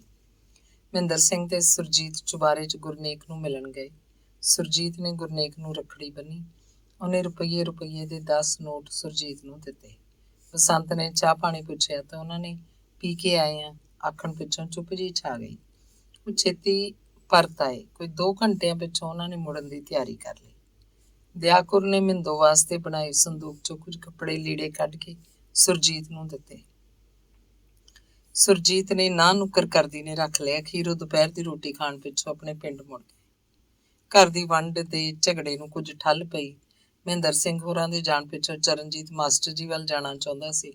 ਉਹ ਥੋੜਾ ਦੁਪਹਿਰਾ ਜਿਹਾ ਢਲਣ ਪਿੱਛੋਂ ਮਾਸਟਰ ਜੀ ਕੋਲ ਜਾ ਪਹੁੰਚੇ। ਮਾਸਟਰ ਜੀ ਮੰਜੇ 'ਚ ਪਏ ਕੁਝ ਬਿਮਾਰ ਲੱਗ ਰਹੇ ਸਨ, ਪਰ ਚਰਨਜੀਤ ਨੂੰ ਦੇਖ ਕੇ ਜਿਵੇਂ ਉਹਨਾਂ ਨੂੰ ਚਾਹ ਚੜ ਗਿਆ ਹੋ। ਕਮਲਾ, ਇਹ ਕਮਲਾ, ਆ ਦੇਖ ਕੌਣ ਆਇਆ ਹੈ, ਪਰਦੇਸੀ। ਆ ਦੇਖ ਤਾਂ ਸਹੀ, ਇਹ ਸਭ ਤੇ ਦੂਰ ਚਲਾ ਗਿਆ ਹੁਣ। ਮਾਸਟਰ ਜੀ ਭਾਵੁਕ ਹੋਏ ਚਰਨਜੀਤ ਨੂੰ ਜੱਫੀ 'ਚ ਲੈ ਰਹੇ ਸਨ। ਕਮਲਾ ਨੇ ਵੀ ਆ ਕੇ ਪਿਆਰ ਦਿੱਤਾ। ਤਿੰਨੇ ਜਾਣੇ ਇੱਕੋ ਮੰਜੇ ਤੇ ਬਹਿ ਕੇ ਦੁੱਖ ਸੁੱਖ ਕਰਨ ਲੱਗੇ। ਸਮਾਂ ਜਿਵੇਂ ਖੜ ਗਿਆ ਹੋਵੇ। ਇੱਕ ਦੂਜੇ ਤੋਂ ਪਹਿਲਾਂ ਹਰ ਕੋਈ ਆਪਣੇ ਦਿਲ ਦੀ ਗੱਲ ਕਹਿਣੀ ਚਾਹੁੰਦਾ ਸੀ। ਅਖੀਰ ਮਾਸਟਰ ਜੀ ਨੇ ਚਰਨਜੀਤ ਨੂੰ ਇਕੱਲੇ ਆਉਣ ਦਾ ਕਾਰਨ ਪੁੱਛਿਆ ਤਾਂ ਉਹਨੇ ਜਾਇਦਾਦ ਦੀ ਵੰਡ ਬਾਰੇ ਸਾਰੀ ਗੱਲ ਦੱਸੀ।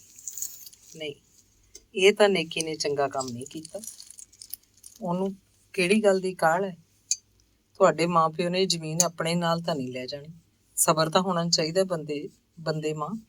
ਅੱਜ ਕੱਲ੍ਹ ਦੀ ਪੀੜ੍ਹੀ ਨੂੰ ਪਤਾ ਨਹੀਂ ਕੀ ਹੋ ਗਿਆ, ਲਾਲਚ ਮਾਂ ਡੁੱਬਦੀ ਚਲੀ ਜਾ ਰਹੀ ਹੈ। ਇਹ ਪੀੜ੍ਹੀ ਭੁੰਨ ਕੇ ਬੀਜ ਰਹੀ ਹੈ ਔਰ ਫਿਰ ਉਮੀਦ ਰੱਖਦੀ ਹੈ ਫਲ ਖਾਣ ਦੀ।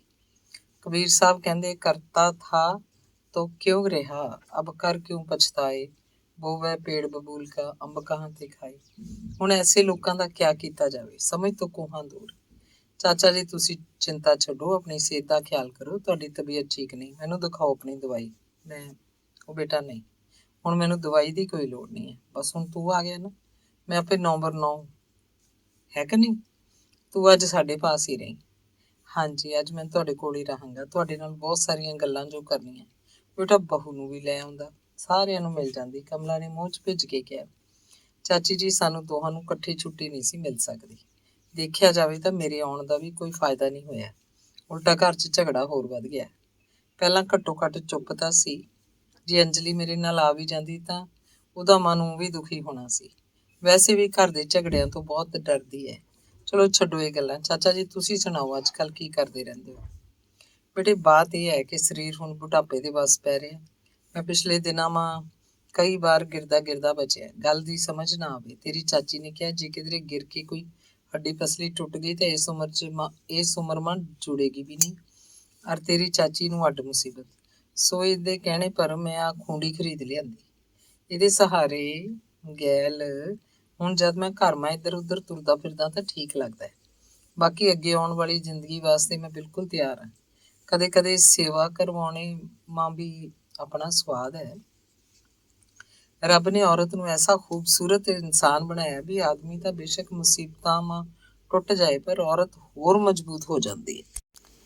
आदमी फड़ा मारते रहने क्या है कि हम औरत से ज़्यादा ताकतवर है, पर जब घर में कोई समस्या आ जाती है या कोई किसी को बीमारी ठमारी आ जाती है तो औरत खुद भावें बीमार होवे पर घर में सब का ख्याल रखती है।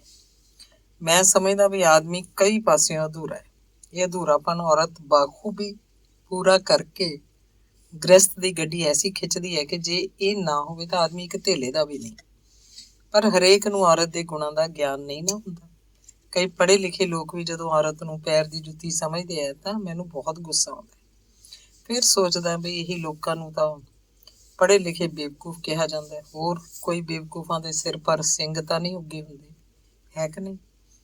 एक जोत दोई मूर्ति वाली बात उत्तम सच्चाई है जे कोई समझे तो। जे मियाँ बीवी मां ऐसी सोच घर कर जाए तो सारा जीवन सार्थक समझो, नहीं तो जे किसी ने नरक देखना है तो वह भी इत्थे ही है।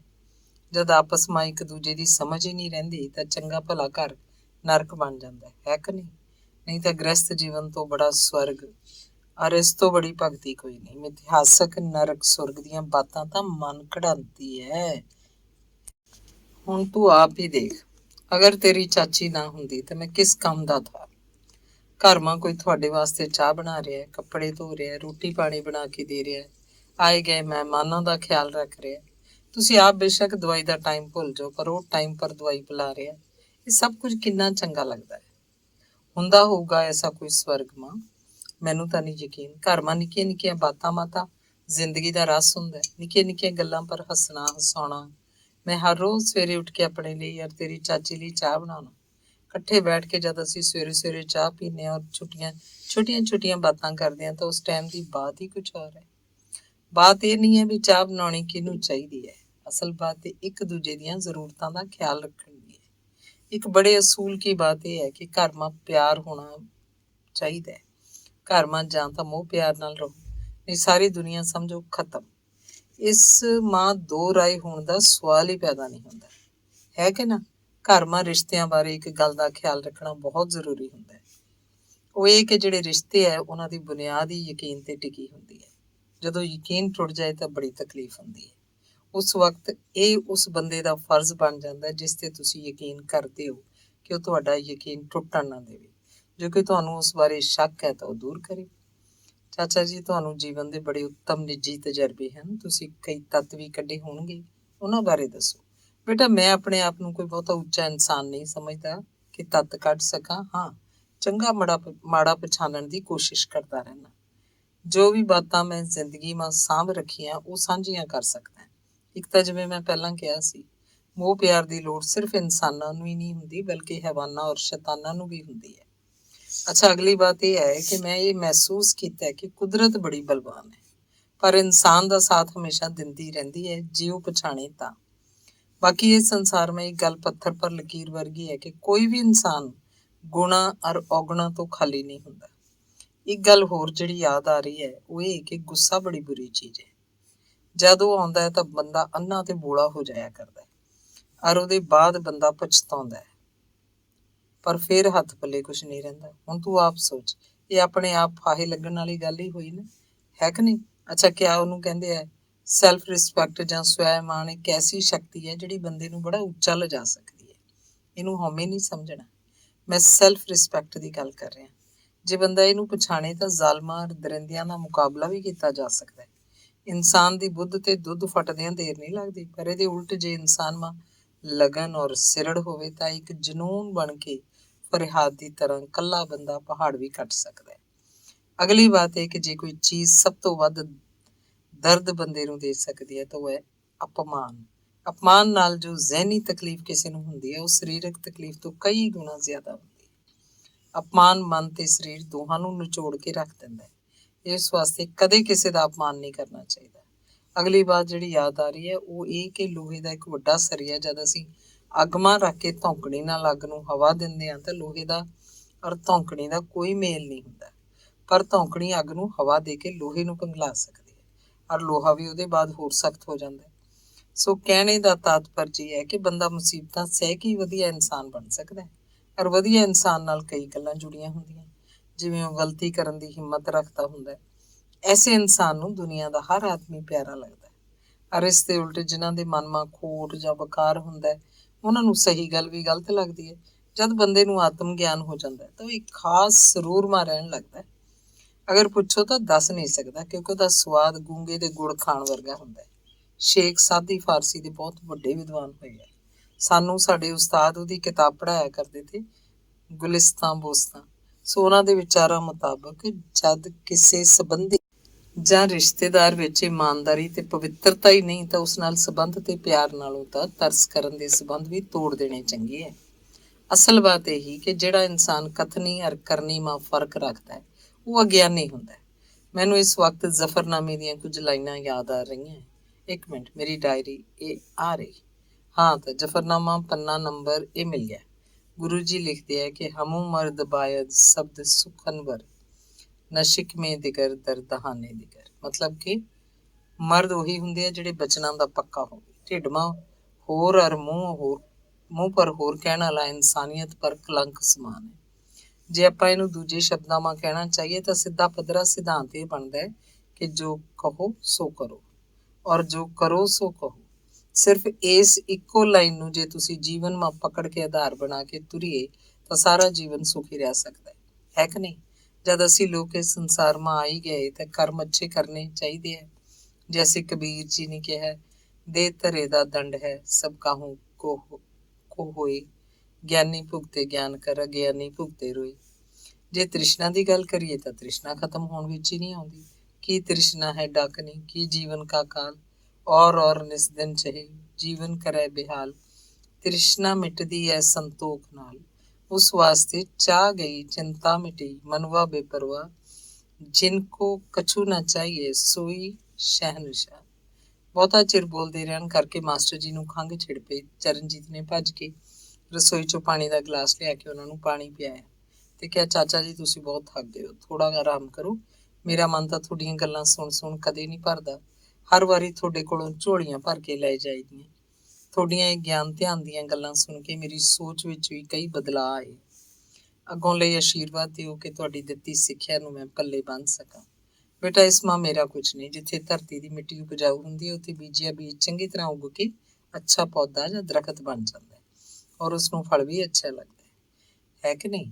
ਇਸ ਮਾਂ ਸਭ ਤੇਰੀ ਆਪਣੀ ਸੋਚ ਦੀ ਸ਼ਾਬਾਸ਼ੀ ਹੈ ਕਿ ਤੂੰ ਇਹਨਾਂ ਗੱਲਾਂ ਨੂੰ ਪਕੜਨ ਦੀ ਕੋਸ਼ਿਸ਼ ਕਰਦਾ ਹੈ। ਮੇਰੇ ਪਾਸ ਤਾਂ ਹੋਰ ਬਥੇਰੇ ਲੋਕ ਆਉਂਦੇ ਜਾਂਦੇ ਰਹਿੰਦੇ ਆ, ਪਰ ਹਰ ਕੋਈ ਚੰਗੀਆਂ ਗੱਲਾਂ ਪੱਲੇ ਬੰਨ੍ਹ ਕੇ ਥੋੜ੍ਹਾ ਹੀ ਲੈ ਜਾਂਦਾ। ਹੁਣ ਨੇਕੀ ਦੀ ਉਹ ਮਿਸਾਲ ਲੈ ਲੈ। ਉਹ 10 ਵਾਰ ਬੁਲਾਏ ਤੇ ਵੀ ਨਹੀਂ ਆਉਂਦਾ। ਹੋ ਸਕਦਾ ਉਹਨੂੰ ਮੇਰੀਆਂ ਗੱਲਾਂ ਫਜ਼ੂਲ ਲੱਗਦੀਆਂ ਹੋਣਗੀਆਂ। ਚੰਗਾ ਚਾਚਾ ਜੀ, ਮੈਨੂੰ ਇਜਾਜ਼ਤ ਦਿਓ। ਕੱਲ ਨੂੰ ਮੈਂ ਅਹਿਮਦਾਬਾਦ ਚਲੇ ਜਾਣਾ। ਚਰਨਜੀਤ ਨੂੰ ਮਾਸਟਰ ਜੀ ਤੇ ਕਮਲਾ ਨੇ ਆਸ਼ੀਰਵਾਦ ਦਿੱਤਾ। ਅੱਛਾ ਬੇਟਾ, ਜਾ ਕੇ ਨੇਕੀ ਨੂੰ ਮੇਰਾ ਸੁਨੇਹਾ ਦੇ ਦੇਈਂ ਵੀ ਉਹ ਕਿਸੇ ਦਿਨ ਆ ਕੇ ਮੈਨੂੰ ਮਿਲੇ। ਮੈਂ ਉਹਨੂੰ ਸਮਝਾਉਣ ਦੀ ਕੋਸ਼ਿਸ਼ ਕਰੂੰਗਾ, ਪਰ ਉਹ ਆ ਕੇ ਮਿਲੇਗਾ ਤਾਂ ਹੀ ਨਾ। ਖੈਰ ਇਹ ਉਹਦੀ ਮਰਜ਼ੀ, ਪਰ ਸੁਨੇਹਾ ਮੇਰਾ ਜ਼ਰੂਰ ਦੇ ਦੇਈਂ। ਚਰਨਜੀਤ ਨੇ ਉਸੇ ਦਿਨ ਜਾ ਕੇ ਮਾਸਟਰ ਜੀ ਦਾ ਸੁਨੇਹਾ ਗੁਰਨੇਕ ਨੂੰ ਦਿੱਤਾ। ਗੁਰਨੇਕ ਨੇ ਅੱਗੋਂ ਕੋਈ ਹਾਂ ਜਾਂ ਨਾ ਨਹੀਂ ਕੀਤੀ, ਸੱਜੇ ਹੱਥ 'ਚ ਸਿਰ ਫੜ ਕੇ ਬੈਠਾ ਰਿਹਾ। ਅੰਦਰੋਂ ਉਹਦਾ ਮਨ ਕਹਿ ਰਿਹਾ ਸੀ ਕਿ ਮਾਸਟਰ ਜੀ ਵਰਗੇ ਬੰਦੇ ਹੀ ਲੋਕਾਂ ਦੇ ਘਰਾਂ 'ਚ ਪਾਟਕ ਪਾਉਂਦੇ ਹੁੰਦੇ ਆ। ਆਪਣਾ ਤਾਂ ਕੋਈ ਟੱਬਰ ਟੀਰ ਹੈ ਨਹੀਂ, ਦੂਜਿਆਂ ਦੇ ਪਰਿਵਾਰਾਂ ਨੂੰ ਸਿੱਖਿਆ ਦੇਣ ਤੁਰ ਪੈਂਦੇ ਆ ਵੱਡੇ ਸਿਆਣੇ। ਵੱਡੀ ਰਾਤ ਤੱਕ ਚਰਨਜੀਤ ਗੁਰਨੇਕ ਨੂੰ ਆਪਣੇ ਹਸਪਤਾਲ ਦੀਆਂ ਗੱਲਾਂ ਸੁਣਾਉਂਦਾ ਰਿਹਾ। ਗੁਰਨੇਕ ਨੇ ਉਹਦੀਆਂ ਅੱਧ-ਪਚੱਧ ਗੱਲਾਂ ਸੁਣੀਆਂ, ਬਾਕੀ ਉਹਦੀ ਸੋਚ ਕਿਸੇ ਪਾਸੇ ਲੱਗੀ ਰਹੀ। ਅਗਲੇ ਦਿਨ ਸਵੇਰੇ ਸਵੇਰੇ ਚਰਨਜੀਤ ਵਾਪਸ ਅਹਿਮਦਾਬਾਦ ਚਲਾ ਗਿਆ। ਧੰਨਵਾਦ। 12ਵੀਂ ਕਿਸ਼ਤ। ਗੁਰਨੇਕ ਨੇ ਰਾਮ ਸਰਨ ਤੋਂ 5000 ਪੇਸ਼ਗੀ ਤਾਂ ਲੈ ਲਈ ਸੀ, ਪਰ ਘਰ ਪਹੁੰਚ ਕੇ ਦਿੱਲੀ ਵਾਲੇ ਪਬਲਿਸ਼ਰਾਂ ਦੀ ਚਿੱਠੀ ਦੇਖੀ, ਜਿਸ 'ਚ ਉਹਨਾਂ ਨੇ ਡਾਕਟਰ ਗੁਰਭਜਨ ਸਿੰਘ ਹੋਰਾਂ ਦਾ ਜ਼ਿਕਰ ਵੀ ਕੀਤਾ ਸੀ, ਜਿਹੜਾ ਉੱਥੇ ਉੱਚੀ ਪਦਵੀ ਤੇ ਐਜੂਕੇਸ਼ਨ ਯੂਨੀਵਰਸਿਟੀ ਵਿੱਚ ਬਿਰਾਜਮਾਨ ਸਨ ਤੇ ਕਿਤਾਬਾਂ ਦੇ ਇਨਾਮਾਂ ਵਾਲੀ ਕਮੇਟੀ ਦੇ ਚੇਅਰਮੈਨ ਵੀ ਸਨ। ਗੁਰਨੇਕ ਨੇ ਸੋਚਣਾ ਸ਼ੁਰੂ ਕੀਤਾ ਤਾਂ ਜਿਹੜੀ ਕਿਤਾਬ ਦਾ ਖਰੜਾ ਰਾਮ ਸਰਨ ਨੂੰ ਭੇਜਣ ਲਈ ਤਿਆਰ ਕੀਤਾ ਸੀ, ਉਹਨੇ ਦੂਜੇ ਦਿਨ ਦਿੱਲੀ ਭੇਜ ਦਿੱਤਾ। ਫਿਰ ਹਫ਼ਤਾ ਕੁ ਲਾ ਕੇ ਉਹਨੇ ਆਪਣੀਆਂ ਇੱਧਰ ਉੱਧਰ ਰੱਖੀਆਂ ਅੱਧੀਆਂ ਤੇ ਪੂਰੀਆਂ ਕਵਿਤਾਵਾਂ ਇਕੱਠੀਆਂ ਕੀਤੀਆਂ। ਕੁਝ ਕਵਿਤਾਵਾਂ ਜਿਹੜੀਆਂ ਆਮ ਜਿਹੇ ਪਰਚਿਆਂ 'ਚ ਛਪੀਆਂ ਸਨ, ਪਰ ਉਹਨਾਂ ਨੂੰ ਉਹ ਬਹੁਤ ਠੀਕ ਨਹੀਂ ਸੀ ਸਮਝਦਾ, ਜਾਂ ਠੀਕ ਠੀਕ ਹੀ ਸਨ। ਇਕੱਠੀਆਂ ਕੀਤੀਆਂ, ਕਈਆਂ ਨੂੰ ਪੂਰਾ ਕੀਤਾ। ਇੰਜ ਉਹਨੇ ਇੱਕ ਕਿਤਾਬ ਦਾ ਮੈਟਰ ਇਕੱਠਾ ਕਰ ਲਿਆ ਤੇ ਅਗਲੇ ਹਫ਼ਤੇ ਉਹਨੂੰ ਇੱਕ ਨਵੇਂ ਖਰੜੇ ਦੀ ਸ਼ਕਲ 'ਚ ਤਿਆਰ ਕੀਤਾ। ਇਹ ਚੌਥੀ ਕਿਤਾਬ ਦਾ ਖਰੜਾ ਉਹਨੇ ਰਾਮ ਸਰਨ ਨੂੰ ਭੇਜ ਦਿੱਤਾ। ਉਹਨੇ ਦਿੱਲੀ ਭੇਜੀ ਕਿਤਾਬ ਤੇ ਆਪਣੇ ਵੱਲੋਂ ਬਹੁਤ ਮਿਹਨਤ ਕੀਤੀ ਸੀ ਤੇ ਉਸ ਸਥਿਤੀ ਦਾ ਪੂਰਾ ਫਾਇਦਾ ਉਠਾਉਣ ਲਈ ਅੱਗੇ ਸੋਚਣ ਲੱਗ ਪਿਆ ਸੀ।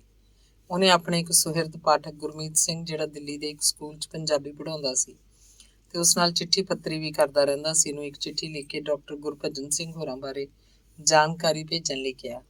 ਗੁਰਮੀਤ ਸਿੰਘ ਦੇ ਜਵਾਬ ਅਨੁਸਾਰ ਡਾਕਟਰ ਗੁਰਭਜਨ ਸਿੰਘ ਵਿਦਿਅਕ ਮੰਤਰਾਲੇ 'ਚ ਨਿਰਦੇਸ਼ਕ ਸਨ। ਉਹਨਾਂ ਦੀ ਬੜੀ ਇੱਜ਼ਤ ਸੀ ਤੇ ਇੱਕ ਉੱਘੀ ਹਸਤੀ ਵਜੋਂ ਦਿੱਲੀ 'ਚ ਜਾਣੇ ਜਾਂਦੇ ਸੀ। ਗੁਰਨੇਕ ਨੇ ਦਿੱਲੀ ਵਾਲੇ ਪਬਲਿਸ਼ਰਾਂ ਨੂੰ ਲਗਾਤਾਰ ਚਿੱਠੀਆਂ ਲਿਖ ਕੇ ਤੇ ਉਹਨਾਂ ਦੇ ਕਹਿਣ ਅਨੁਸਾਰ ਡਾਕਟਰ ਗੁਰਭਜਨ ਸਿੰਘ ਤੱਕ ਪਹੁੰਚ ਬਣਾਉਣ ਲਈ ਉਹਨਾਂ ਨੂੰ ਬੇਨਤੀਆਂ ਕਰਦਾ ਰਿਹਾ। ਮਹੀਨੇ ਕੁ ਪਿੱਛੇ ਕਿਤਾਬ ਦੇ ਪ੍ਰੂਫ ਪਹੁੰਚ ਗਏ, ਜਿਹੜੇ ਉਹਨੇ 2-3 ਦਿਨਾਂ ਵਿੱਚ ਹੀ ਪੜ੍ਹ ਕੇ ਤੇ ਠੀਕ ਕਰਕੇ ਮੋੜ ਦਿੱਤੇ। ਨਾਲ ਹੀ ਕਿਤਾਬ ਦੀ ਛਪਾਈ ਛੇਤੀ ਤੋਂ ਛੇਤੀ ਪੂਰੀ ਕਰਨ ਲਈ ਚਿੱਠੀਆਂ ਲਿਖਣੀਆਂ ਜਾਰੀ ਰੱਖੀਆਂ। ਪਬਲਿਸ਼ਰਾਂ ਨੇ ਤਸੱਲੀ ਦਵਾਈ ਕਿ ਛਪਣ ਸਾਰੀ ਕਿਤਾਬ ਦੀ ਕਾਪੀ ਡਾਕਟਰ ਗੁਰਭਜਨ ਸਿੰਘ ਕੋਲ ਪਹੁੰਚਾ ਦੇਣਗੇ ਤੇ 25 ਕਾਪੀਆਂ ਉਹਨੂੰ ਵੀ ਪਾਰਸਲ ਕਰ ਦੇਣਗੇ। ਦੂਜੇ ਮਹੀਨੇ ਕਿਤਾਬ ਦੀਆਂ 25 ਕਾਪੀਆਂ ਉਸ ਕੋਲ ਪਹੁੰਚ ਵੀ ਗਈਆਂ। ਹੁਣ ਉਹ ਦਿੱਲੀ ਜਾਣ ਬਾਰੇ ਸੋਚਣ ਲੱਗਾ। ਸਕੂਲੋਂ ਛੁੱਟੀ ਲੈ ਕੇ ਦਿੱਲੀ ਪਹੁੰਚ ਗਿਆ। ਗੁਰਮੀਤ ਸਿੰਘ ਉਹਨੂੰ ਦਿੱਲੀ ਸਟੇਸ਼ਨ ਤੋਂ ਪੰਜਾਬੀ ਬਾਗ ਆਪਣੇ ਘਰ ਲੈ ਆਇਆ। ਘਰ 'ਚ ਉਹਦੇ 2 ਛੋਟੇ ਬੱਚੇ ਸਨ। ਉਹਦੀ ਪਤਨੀ ਨੇ ਚੰਗਾ ਚਾਹ ਪਾਣੀ ਪਿਆਇਆ ਤੇ ਖਾਣਾ ਪਰੋਸਿਆ। ਗੁਰਨੇਕ ਨੇ ਆਪਣੇ ਸੁਭਾਅ ਅਨੁਸਾਰ ਨਾ ਬੱਚਿਆਂ ਨੂੰ ਪਿਆਰ ਕੀਤਾ, ਨਾ ਹੀ ਗੁਰਮੀਤ ਦੀ ਪਤਨੀ ਨਾਲ ਕੋਈ ਗੱਲ ਸਾਂਝੀ ਕੀਤੀ। ਗੁਰਮੀਤ ਨੂੰ ਵੀ ਭਾਵੇਂ ਕੁਝ ਚੰਗਾ ਨਾ ਲੱਗਾ, ਪਰ ਉਹ ਇਸ ਗੱਲ ਵਿੱਚ ਖੁਸ਼ ਸੀ ਕਿ ਪੰਜਾਬ ਦੇ ਉੱਘੇ ਕਵੀ ਨੇ ਉਹਦੇ ਘਰ ਚਰਨ ਪਾਏ ਸਨ। ਗੁਰਨੇਕ ਨੇ ਗੁਰਮੀਤ ਨਾਲ ਨੇੜਤਾ ਦਿਖਾਉਂਦਿਆਂ ਉਸ ਨਾਲ ਸਲਾਹ ਕੀਤੀ ਕਿ ਦਿੱਲੀ ਦੇ ਉੱਘੇ ਸਾਹਿਤਕਾਰਾਂ ਨੂੰ ਮਿਲਣ ਪਿੱਛੋਂ ਡਾਕਟਰ ਗੁਰਭਜਨ ਸਿੰਘ ਨੂੰ ਮਿਲਿਆ ਜਾਵੇ।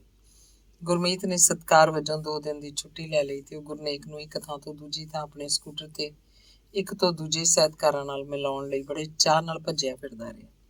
ਲਗਭਗ ਸਾਰੇ ਸਾਹਿਤਕਾਰਾਂ ਨਾਲ ਉਹਦੀ ਚਿੱਠੀ ਪੱਤਰ ਤਾਂ ਪਹਿਲਾਂ ਤੋਂ ਹੀ ਸੀ, ਪਰ ਕਈਆਂ ਨੂੰ ਪਹਿਲੀ ਵਾਰੀ ਮਿਲਣਾ ਸੀ। ਗੁਰਮੀਤ ਇੱਕ ਹੋਰ ਗੱਲੋਂ ਵੀ ਖੁਸ਼ ਸੀ ਕਿ ਉਹ ਗੁਰਨੇਕ ਕਰਕੇ ਹੀ ਉੱਘੀਆਂ ਸਾਹਿਤਕ ਹਸਤੀਆਂ ਨੂੰ ਮਿਲ ਰਿਹਾ ਸੀ। ਅੱਗੋਂ ਲਈ ਜਾਣ ਪਛਾਣ ਹੋ ਰਹੀ ਸੀ। ਗੁਰਨੇਕ ਨੇ ਹਰ ਇੱਕ ਕੋਲ ਆਪਣੀ ਗੰਭੀਰ ਬਿਮਾਰੀ ਦੀ ਸਮੱਸਿਆ ਦਾ ਪੂਰੀ ਤਰ੍ਹਾਂ ਖੁਲਾਸਾ ਕੀਤਾ ਤੇ ਸਭ ਦੀ ਹਮਦਰਦੀ ਹਾਸਲ ਕੀਤੀ। ਕਈਆਂ ਨੇ ਦੇਖਦਿਆਂ ਸਾਰੀ ਉਹਦੀ ਬਿਮਾਰੀ ਬਾਰੇ ਪੁੱਛਿਆ। ਉਹਨੇ ਸਭ ਨੂੰ ਆਪਣੀ ਕਿਤਾਬ ਦੀ ਕਾਪੀ ਵੀ ਦਿੱਤੀ। ਸਭ ਨੇ ਕਿਤਾਬ ਪੜ੍ਹਨ ਪਿੱਛੋਂ ਆਪਣੀ ਰਾਏ ਭੇਜਣ ਲਈ ਵਾਅਦੇ ਕੀਤੇ। ਡਾਕਟਰ ਗੁਰਭਜਨ ਸਿੰਘ ਹੋਰਾਂ ਨਾਲ ਉਹਨੇ ਟੈਲੀਫੋਨ ਤੇ ਜਦੋਂ ਪਹਿਲੇ ਦਿਨ ਪਹਿਲੀ ਵਾਰੀ ਗੱਲ ਕੀਤੀ ਤੇ ਆਪਣਾ ਨਾਮ ਦੱਸਿਆ ਤਾਂ ਉਹਨਾਂ ਨੇ ਝੱਟ ਅੱਗੋਂ ਕਿਹਾ ਕਿ ਅੱਛਾ, ਤੁਸੀਂ ਉਹ ਕਾਂਟੇ ਵਾਲੇ ਕਵੀ ਹੋ ਗੁਰਨੇਕ ਨੂੰ ਬੜੀ ਖੁਸ਼ੀ ਹੋਈ ਸੀ। ਡਾਕਟਰ ਸਾਹਿਬ ਨੇ ਆਪਣੀ ਡਾਇਰੀ ਦੇਖ ਕੇ ਉਸੇ ਦਿਨ ਹੀ ਸ਼ਾਮ ਨੂੰ ਉਹਨਾਂ ਦੀ ਕੋਠੀ ਆਉਣ ਲਈ ਸੱਦਾ ਦਿੱਤਾ। ਗੁਰਨੇਕ ਨੂੰ ਉਮੀਦ ਨਹੀਂ ਸੀ ਕਿ ਇੰਨੇ ਵੱਡੇ ਰੁਤਬੇ ਵਾਲਾ ਬੰਦਾ ਉਹਨੂੰ ਮਿਲਣ ਲਈ ਇੰਨੀ ਛੇਤੀ ਹਾਂ ਕਰ ਦੇਗਾ। ਸ਼ਾਮ ਨੂੰ ਗੁਰਮੀਤ ਨੇ ਉਹਨੂੰ ਉਹਨਾਂ ਦੀ ਕੋਠੀ ਪਹੁੰਚਾ ਦਿੱਤਾ। ਗੁਰਨੇਕ ਨੇ ਗੁਰਮੀਤ ਨੂੰ ਪਹਿਲਾਂ ਹੀ ਸਮਝਾ ਦਿੱਤਾ ਸੀ ਕਿ ਉਹ ਘੰਟੇ ਕੁ ਪਿੱਛੋਂ ਉਹਨਾਂ ਨੂੰ ਘਰ ਲਿਜਾਣ ਲਈ ਮੁੜ ਕੇ ਆ ਜਾਏ। ਡਾਕਟਰ ਗੁਰਭਜਨ ਸਿੰਘ ਇੱਕ ਵਿਲੱਖਣ ਸ਼ਖਸੀਅਤ ਸੀ। ਉਹ ਸਰਕਾਰੀ ਨੌਕਰੀ 'ਚ ਬੜੀ ਉੱਚੀ ਪਦਵੀ ਤੇ ਪਹੁੰਚ ਗਿਆ ਸੀ। ਬੜੀ ਤੇਜ਼ ਸੋਚ ਦਾ ਮਾਲਕ ਸੀ।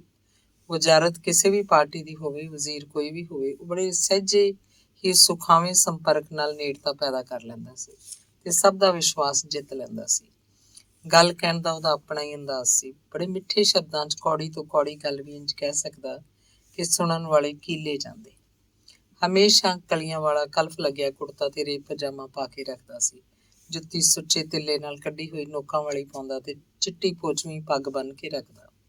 ਉੱਚਾ ਲੰਮਾ ਕੱਦ, ਗੋਰਾ ਰੰਗ, ਨੈਣ ਨਕਸ਼ ਤਿੱਖੇ, ਸੁਨਹਿਰੀ ਐਨਕਾਂ ਪਿੱਛੇ ਹਸੂੰ ਹਸੂੰ ਕਰਦੀਆਂ ਅੱਖਾਂ, ਲੰਮਾ ਤੇ ਖੁੱਲ੍ਹਾ ਚਿੱਟਾ ਦਾੜਾ ਉਹਦੀ ਸ਼ਖਸੀਅਤ ਦਾ ਸੋਹਣਾ ਤੇ ਖਾਸ ਹਿੱਸਾ ਸਨ। ਹੱਸਦਿਆਂ ਚਿੱਟੇ ਦੰਦ, ਚਾਰੇ ਪਾਸੇ ਫੈਲੀ ਚਿਹਰੇ ਦੀ ਆਭਾ ਵਿੱਚ ਮੋਤੀਆਂ ਵਾਂਗ ਚਮਕਦੇ। ਜਦੋਂ ਵੀ ਕਿਸੇ ਨਾਲ ਖਾਸ ਕੰਮ ਦੀ ਗੱਲ ਕਰਨੀ ਹੁੰਦੀ ਤਾਂ ਉਹਨੂੰ ਆਪਣੀ ਕੋਠੀ ਆਉਣ ਦਾ ਸੱਦਾ ਦਿੰਦਾ ਤੇ ਮਹਿਮਾਨ ਦੀ ਖਾਸ ਖਾਤਰ ਕਰਦਾ ਤੇ ਫਿਰ ਆਪਣੇ ਮਤਲਬ ਦੀ ਗੱਲ ਕਰਦਾ।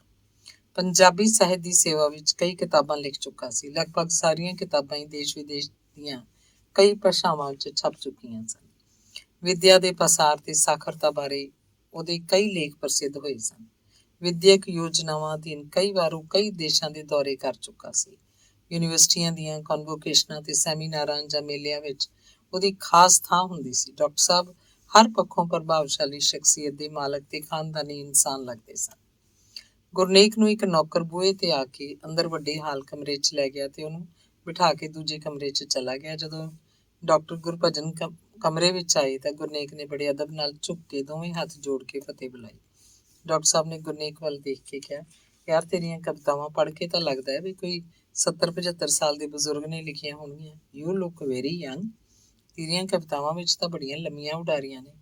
ਬਸ ਡਾਕਟਰ ਸਾਹਿਬ ਤੁਹਾਡੀ ਮਿਹਰਬਾਨੀ ਹੈ ਜੀ। ਮੈਂ ਤੁਹਾਨੂੰ ਆਪਣੀ ਇੱਕ ਨਵੀਂ ਕਿਤਾਬ ਭੇਟ ਕਰਨ ਲਈ ਖੁਦ ਆਇਆ ਸੀ। ਗੁਰਨੇਕ ਨੇ ਥੈਲੇ 'ਚੋਂ ਕਿਤਾਬ ਕੱਢ ਕੇ ਦੋਵਾਂ ਹੱਥਾਂ ਨਾਲ ਝੁੱਕ ਕੇ ਭੇਟ ਕਰਦਿਆਂ ਕਿਹਾ। ਡਾਕਟਰ ਸਾਹਿਬ ਨੇ ਟਾਈਟਲ ਵੇਖਦਿਆਂ ਹੀ ਸਰਾਹਿਆ। ਕਿਤਾਬ ਦਾ ਨਾਂ ਨਵੀਂ ਸੁਗੰਧ ਵੀ ਚੰਗਾ ਲੱਗਾ। ਉਹਨਾਂ ਨੇ ਕਿਤਾਬ ਮੇਜ਼ ਤੇ ਇੱਕ ਪਾਸੇ ਰੱਖਦਿਆਂ ਕਿਹਾ, ਇਹ ਕਿਤਾਬ ਮੈਨੂੰ ਕੋਈ ਪਬਲਿਸ਼ਰ ਪਹਿਲਾਂ ਵੀ ਦੇ ਗਿਆ ਸੀ, ਪਰ ਮੈਨੂੰ ਪੜ੍ਹਨ ਦਾ ਟਾਈਮ ਨਹੀਂ ਲੱਗਾ। ਕੀ ਇਹ ਰਿਲੀਜ਼ ਹੋ ਚੁੱਕੀ ਹੈ? ਨਹੀਂ ਜੀ, ਮੈਂ ਤਾਂ ਸਿਰਫ ਤੁਹਾਨੂੰ ਭੇਟ ਕਰਨੀ ਸੀ ਤੇ ਤੁਹਾਡੀ ਰਾਏ ਲੈਣੀ ਸੀ ਕਿ ਜੇ ਤੁਹਾਡੇ ਵਰਗੀ ਉੱਚੀ ਸ਼ਖਸੀਅਤ ਮੇਰੇ ਵਰਗੇ ਛੋਟੇ ਲੇਖਕ ਦੀ ਕਿਤਾਬ ਰਿਲੀਜ਼ ਕਰਨ ਵਿੱਚ। ਨਹੀਂ, ਪਹਿਲੀ ਗੱਲ ਤਾਂ ਹੁਣ ਤੁਸੀਂ ਛੋਟੇ ਕਵੀ ਨਹੀਂ ਹੋ। ਬਾਕੀ ਐਸੀ ਕੋਈ ਗੱਲ ਨਹੀਂ, ਮੈਨੂੰ ਤੁਹਾਡੀ ਕਿਤਾਬ ਰਿਲੀਜ਼ ਕਰਨ 'ਚ ਬੜੀ ਖੁਸ਼ੀ ਹੋਏਗੀ। ਤੁਸੀਂ ਦੱਸੋ ਕਦੋਂ ਫੰਕਸ਼ਨ ਕਰਨਾ ਚਾਹੋਗੇ, ਮੈਂ ਸੋਚ ਲਵਾਂਗਾ। ਥੋੜ੍ਹਾ ਬਹੁਤ ਸਮਾਂ ਤਾਂ ਕੱਢ ਹੀ ਲਵਾਂਗੇ, ਪਰ ਦਿੱਲੀ ਵਿੱਚ ਫੰਕਸ਼ਨ ਜ਼ਰਾ ਚੰਗਾ ਹੀ ਹੋਣਾ ਚਾਹੀਦਾ। ਪਬਲਿਸਿਟੀ ਐਂਡ ਪ੍ਰੈਸ ਮੈਂ ਜੀ ਇੱਕ ਗਰੀਬੜਾ ਜਿਹਾ ਲੇਖਕ ਹਾਂ। ਫੰਕਸ਼ਨ ਤਾਂ ਮੈਂ ਜ਼ਰੂਰ ਕਰਨਾ ਚਾਹਾਂਗਾ, ਪਰ ਵੱਡਾ ਨਹੀਂ, ਬਸ ਓਨਾ ਕੁਝ ਵੱਡਾ ਜਿੰਨੀ ਪਰੋਖੋਂ ਹੈ। Okay, no problem. ਆ ਇੱਕ ਲਿਸਟ ਹੈ ਕੁਝ ਪਤਵੰਤੇ ਸੱਜਣਾ ਦੀ, ਬਹੁਤੇ ਨਹੀਂ, 8-10 ਕੁ ਹਨ। ਮੈਂ ਤੁਹਾਨੂੰ ਇਹਨਾਂ ਸ਼ਖਸੀਅਤਾਂ ਨਾਲ ਜ਼ਰੂਰ ਮਿਲਵਾਉਣਾ ਚਾਹਾਂਗਾ।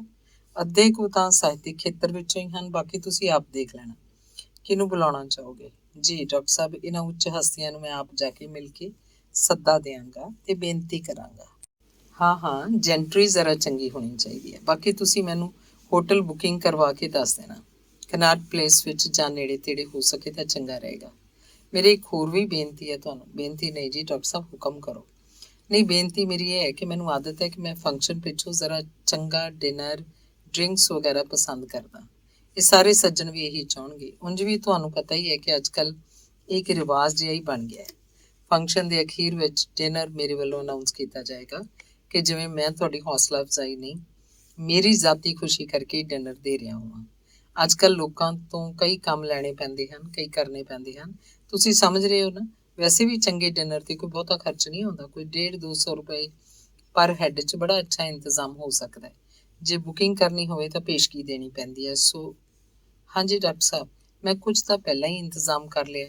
ਕਹਿੰਦਿਆਂ ਗੁਰਨੇਕ ਨੇ ਲਿਫਾਫੇ 'ਚ ਪਾਏ 100 ਦੇ ਕੁਝ ਨੋਟ ਡਾਕਟਰ ਹਰਭਜਨ ਵੱਲ ਵਧਾਉਂਦਿਆਂ ਕਿਹਾ, ਉਹ ਦੈਟਸ ਫਾਈਨ, ਪਰ ਅਜੇ ਕੀ ਜਲਦੀ ਸੀ, ਬਾਅਦ 'ਚ ਆ ਜਾਂਦੇ। ਕਹਿੰਦਿਆਂ ਡਾਕਟਰ ਸਾਹਿਬ ਨੇ ਲਿਫਾਫਾ ਫੜ ਕੇ ਮੇਜ਼ ਤੇ ਹੇਠਾਂ ਰੱਖ ਦਿੱਤਾ। ਘੜੀ ਦੇਖਦਿਆਂ ਉਹਨਾਂ ਕਿਹਾ, ਓਕੇ ਦੈਨ, ਤੁਸੀਂ ਮੈਨੂੰ ਪੁੱਛ ਕੇ ਡੇਟ ਫਿਕਸ ਕਰ ਲੈਣਾ। I'll C that function is successful. ਮੈਂ ਡਾਕਟਰ ਸਾਹਿਬ ਇੱਕ ਬੇਨਤੀ ਹੋਰ ਕਰਨੀ ਸੀ। ਹਾਂ ਹਾਂ ਦੱਸੋ, ਗੋ ਅਹੈਡ। ਜੀ ਗੱਲ ਇਹ ਹੈ ਕਿ ਮੈਨੂੰ ਬੜੀ ਮਿਸਟੀਰੀਅਸ ਬਿਮਾਰੀ ਲੱਗ ਚੁੱਕੀ ਹੈ। ਮੇਰੇ ਜੀਵਨ ਦਾ ਕੋਈ ਪਤਾ ਨਹੀਂ। ਮੇਰੇ ਖਿਆਲ 'ਚ ਸ਼ਾਇਦ ਇਹ ਮੇਰੀ ਆਖਰੀ ਕਿਤਾਬ ਹੀ ਹੋਏਗੀ, ਕਿਉਂਕਿ ਮੇਰੇ ਬ੍ਰੇਨ 'ਚ ਟਿਊਮਰ ਹੈ। ਉਹ ਕਿਸੇ ਵੇਲੇ ਵੀ ਫਟ ਸਕਦਾ ਹੈ, ਪਰ ਫਿਰ ਵੀ ਮੈਂ ਇਹ ਚਾਹੁੰਦਾ ਕਿ ਮਰਨ ਤੋਂ ਪਹਿਲਾਂ ਤੁਹਾਡੇ ਵਰਗੀਆਂ ਉੱਚੀਆਂ ਹਸਤੀਆਂ ਦੇ ਆਸ਼ੀਰਵਾਦ ਨਾਲ ਕੁਝ ਕਰਕੇ ਜਾ ਸਕਾਂ। ਓ ਮਾਈ ਗॉड, ਆਮ ਸੌਰੀ, ਪਰ ਤੁਸੀਂ ਕਿਧਰੇ ਇਲਾਜ ਤਾਂ ਕਰਵਾ ਹੀ ਰਹੇ ਹੋਵੋਗੇ ਨਾ। ਬਸ ਜੀ ਸਮਝ ਲਓ, ਸਭ ਪਾਸਿਓਂ ਜਵਾਬ ਮਿਲ ਚੁੱਕਿਆ, ਹੁਣ ਤਾਂ ਰੱਬ ਤੇ ਹੀ ਡੋਰ ਹੈ। ਨਹੀਂ ਨਹੀਂ, ਇਸ 'ਚ ਨਿਰਾਸ਼ ਹੋਣ ਵਾਲੀ ਕੋਈ ਗੱਲ ਨਹੀਂ ਹੋਣੀ ਚਾਹੀਦੀ। ਆਈ ਨੋ ਡਾਕਟਰ ਰਾਜੂ ਇਨ ਏਮਸ, ਮੈਂ ਗੱਲ ਕਰਾਂਗਾ, ਤੁਸੀਂ ਵੀ ਕਰਨਾ ਕਰੋ, ਪਰ ਆਪਾਂ ਪਹਿਲਾਂ ਫੰਕਸ਼ਨ ਕਰ ਲਈਏ ਜਿੰਨੀ ਜਲਦੀ ਹੋ ਸਕੇ। Will tackle your health problem letter, don't worry, let me C what I can do for you. ਤੁਹਾਡੀ ਸਿਹਤ ਬਾਰੇ ਤਾਂ ਮੈਨੂੰ ਪਤਾ ਹੀ ਨਹੀਂ ਸੀ। ਗੁਰਨੇਕ ਡਾਕਟਰ ਗੁਰਬਚਨ ਤੋਂ ਆਗਿਆ ਲੈ ਕੇ ਕੋਠੀ ਤੋਂ ਬਾਹਰ ਆਇਆ ਤਾਂ ਅੱਗੇ ਗੁਰਮੀਤ ਸਕੂਟਰ ਲੈ ਕੇ ਤਿਆਰ ਖੜਾ ਸੀ। ਗੁਰਮੀਤ ਦੇ ਘਰ ਪਹੁੰਚਦੇ ਹੀ ਉਹਨੇ ਕਈ ਜਾਣੇ ਪਛਾਣੇ ਲੋਕਾਂ ਨੂੰ ਫੋਨ ਰਾਹੀਂ ਸੰਪਰਕ ਕਰਕੇ ਫੰਕਸ਼ਨ ਦੀ ਤਰੀਕ ਮਿਥਣ ਦੀਆਂ ਸਲਾਹਾਂ ਕੀਤੀਆਂ। ਤਾਰੀਖ ਅਗਲੇ ਮਹੀਨੇ ਦੇ ਅੱਧ 'ਚ ਤੈਅ ਕਰ ਲੈਣੀ ਠੀਕ ਸਮਝੀ ਗਈ। ਕਨਾਟ ਪਲੇਸ ਨੇੜੇ ਇੱਕ ਚੰਗੇ ਹੋਟਲ 'ਚ ਹਾਲ ਬੁੱਕ ਕਰਵਾ ਲਿਆ ਗਿਆ। ਕੋਈ 20 ਕੁ ਬੰਦਿਆਂ ਲਈ ਬੁਕਿੰਗ ਕਰ ਲਈ ਗਈ। ਖਾਣ ਦਾ ਮੈਨਿਊ ਤੈਅ ਹੋ ਗਿਆ ਤੇ ਹੋਟਲ ਵਾਲਿਆਂ ਨੂੰ ਐਡਵਾਂਸ ਵੀ ਦੇ ਦਿੱਤਾ ਗਿਆ। ਕੁਝ ਕੰਮਾਂ ਲਈ ਗੁਰਨੇਕ ਨੇ ਗੁਰਮੀਤ ਦੀ ਡਿਊਟੀ ਲਾਈ, ਜਿਹੜੀ ਉਹਨੇ ਖਿੜੇ ਮੱਥੇ ਪ੍ਰਵਾਨ ਕਰ ਲਈ। 2 ਦਿਨਾਂ ਵਿੱਚ ਹੀ ਸਾਰਾ ਇੰਤਜ਼ਾਮ ਪੂਰਾ ਕਰਕੇ ਗੁਰਨੇਕ ਘਰ ਪਰਤ ਆਇਆ। ਅਗਲੇ ਮਹੀਨੇ ਸਮਾਗਮ ਤੋਂ 2 ਕੁ ਦਿਨ ਪਹਿਲਾਂ ਪਹੁੰਚਣ ਦਾ ਪ੍ਰੋਗਰਾਮ ਸੀ। ਗੁਰਨੇਕ ਅਜਿਹਾ ਸਮਾਗਮ ਪਹਿਲੀ ਵਾਰ ਕਰਵਾ ਰਿਹਾ ਸੀ ਤੇ ਉਹ ਵੀ ਦਿੱਲੀ ਵਿੱਚ, ਪਰ ਉਹਨੂੰ ਪੂਰਾ ਭਰੋਸਾ ਸੀ ਕਿ ਭਾਵੇਂ 4 ਪੈਸੇ ਵੱਧ ਲੱਗ ਜਾਣ, ਅਖੀਰ ਸਮਾਗਮ ਦੀ ਸਫਲਤਾ ਦੇ ਨਾਲ ਨਾਲ ਫਲ ਵੀ ਜ਼ਰੂਰ ਮਿਲੇਗਾ। ਆਉਣ ਸਾਰ ਸਾਰੇ ਪਤਵੰਤੇ ਸੱਜਣਾਂ ਨੂੰ ਉਹਨੇ ਚਿੱਠੀਆਂ ਲਿਖਣੀਆਂ ਸ਼ੁਰੂ ਕਰ ਦਿੱਤੀਆਂ। ਚਿੱਠੀਆਂ ਵਿੱਚ ਫੰਕਸ਼ਨ ਦੀ ਡਿਟੇਲ ਵਿੱਚੋਂ ਆਪਣੀ ਬਿਮਾਰੀ ਦਾ ਕਰੁਣਾਮਈ ਢੰਗ ਨਾਲ ਜ਼ਿਕਰ ਕਰਨਾ ਉਹ ਕਦੇ ਨਾ ਭੁੱਲਦਾ। ਇੱਕ ਬੰਦੇ ਨੂੰ 2-2, 3-3 ਚਿੱਠੀਆਂ ਲਿਖੀਆਂ ਗਈਆਂ। ਲਗਭਗ ਸਭ ਦੇ ਜਵਾਬ ਵੀ ਆਏ। ਸਭ ਦੇ ਜਵਾਬ ਹਮਦਰਦੀ ਭਰੇ ਸਨ ਤੇ ਸਭ ਨੇ ਪਹੁੰਚਣ ਦੇ ਵਾਅਦੇ ਕੀਤੇ ਹੋਏ ਸਨ। ਮਾਸਟਰ ਕਰਨੈਲ ਸਿੰਘ ਵੀ ਗੁਰਨੇਕ ਦੇ ਨਾਲ ਹੀ ਸਕੂਲ 'ਚ ਪੜ੍ਹਾਉਂਦਾ ਸੀ। ਗੁਰਨੇਕ ਨੂੰ ਪਹਿਲਾ ਇਨਾਮ ਮਿਲਣ ਪਿੱਛੋਂ ਉਹਦੇ ਹੋਰ ਵੀ ਨੇੜੇ ਹੋ ਗਿਆ ਸੀ। ਦੂਜੇ ਤੀਜੇ ਦਿਨ ਗੁਰਨੇਕ ਤੋਂ ਸਿਆਣੀਆਂ ਗੱਲਾਂ ਸੁਣਨ ਸਿੱਖਣ ਲਈ ਉਸ ਕੋਲ ਆਇਆ ਰਹਿੰਦਾ। ਫਿਰ ਉਹ ਹਰ ਰੋਜ਼ ਹੀ ਆਥਣੇ ਇਕੱਠੇ ਸੈਰ ਕਰਨ ਲਈ ਜਾਣ ਲੱਗ ਪਏ। ਗੁਰਨੇਕ ਆਪਣੇ ਕਈ ਨਿੱਜੀ ਕੰਮਾਂ ਲਈ ਜਦੋਂ ਵੀ ਕਰਨੈਲ ਨੂੰ ਕਹਿੰਦਾ ਤਾਂ ਪੂਰੇ ਚਾਅ ਨਾਲ ਕਰਦਾ। ਉਹਨੂੰ ਇੱਕ ਉੱਘੇ ਕਵੀ ਦੇ ਨੇੜੇ ਹੋਣ ਦਾ ਮਾਣ ਮਹਿਸੂਸ ਹੁੰਦਾ। ਕਈ ਸਾਲ ਪਹਿਲਾਂ ਕਰਨੈਲ ਸਿੰਘ ਨੇ ਕੁਝ ਕਹਾਣੀਆਂ ਤੇ ਕਵਿਤਾਵਾਂ ਵੀ ਲਿਖੀਆਂ ਸਨ। ਉਹਨਾਂ 'ਚੋਂ ਕੁਝ ਛਪੀਆਂ ਵੀ ਸਨ, ਪਰ ਫਿਰ ਪਤਾ ਨਹੀਂ ਕੀ ਹੋਇਆ, ਉਹ ਤੋਂ ਅੱਜ ਤੱਕ ਕੁਝ ਨਹੀਂ ਸੀ ਲਿਖ ਹੋਇਆ। ਗੁਰਨੇਕ ਨਾਲ ਉਹ ਮਨ ਦੀਆਂ ਗੱਲਾਂ ਸਾਂਝੀਆਂ ਕਰਨ ਵੇਲੇ ਆਖਦਾ ਕਿ ਕਦੇ-ਕਦੇ ਉਹਦਾ ਮਨ ਕਵਿਤਾ ਲਿਖਣ ਨੂੰ ਕਰਦਾ ਹੈ।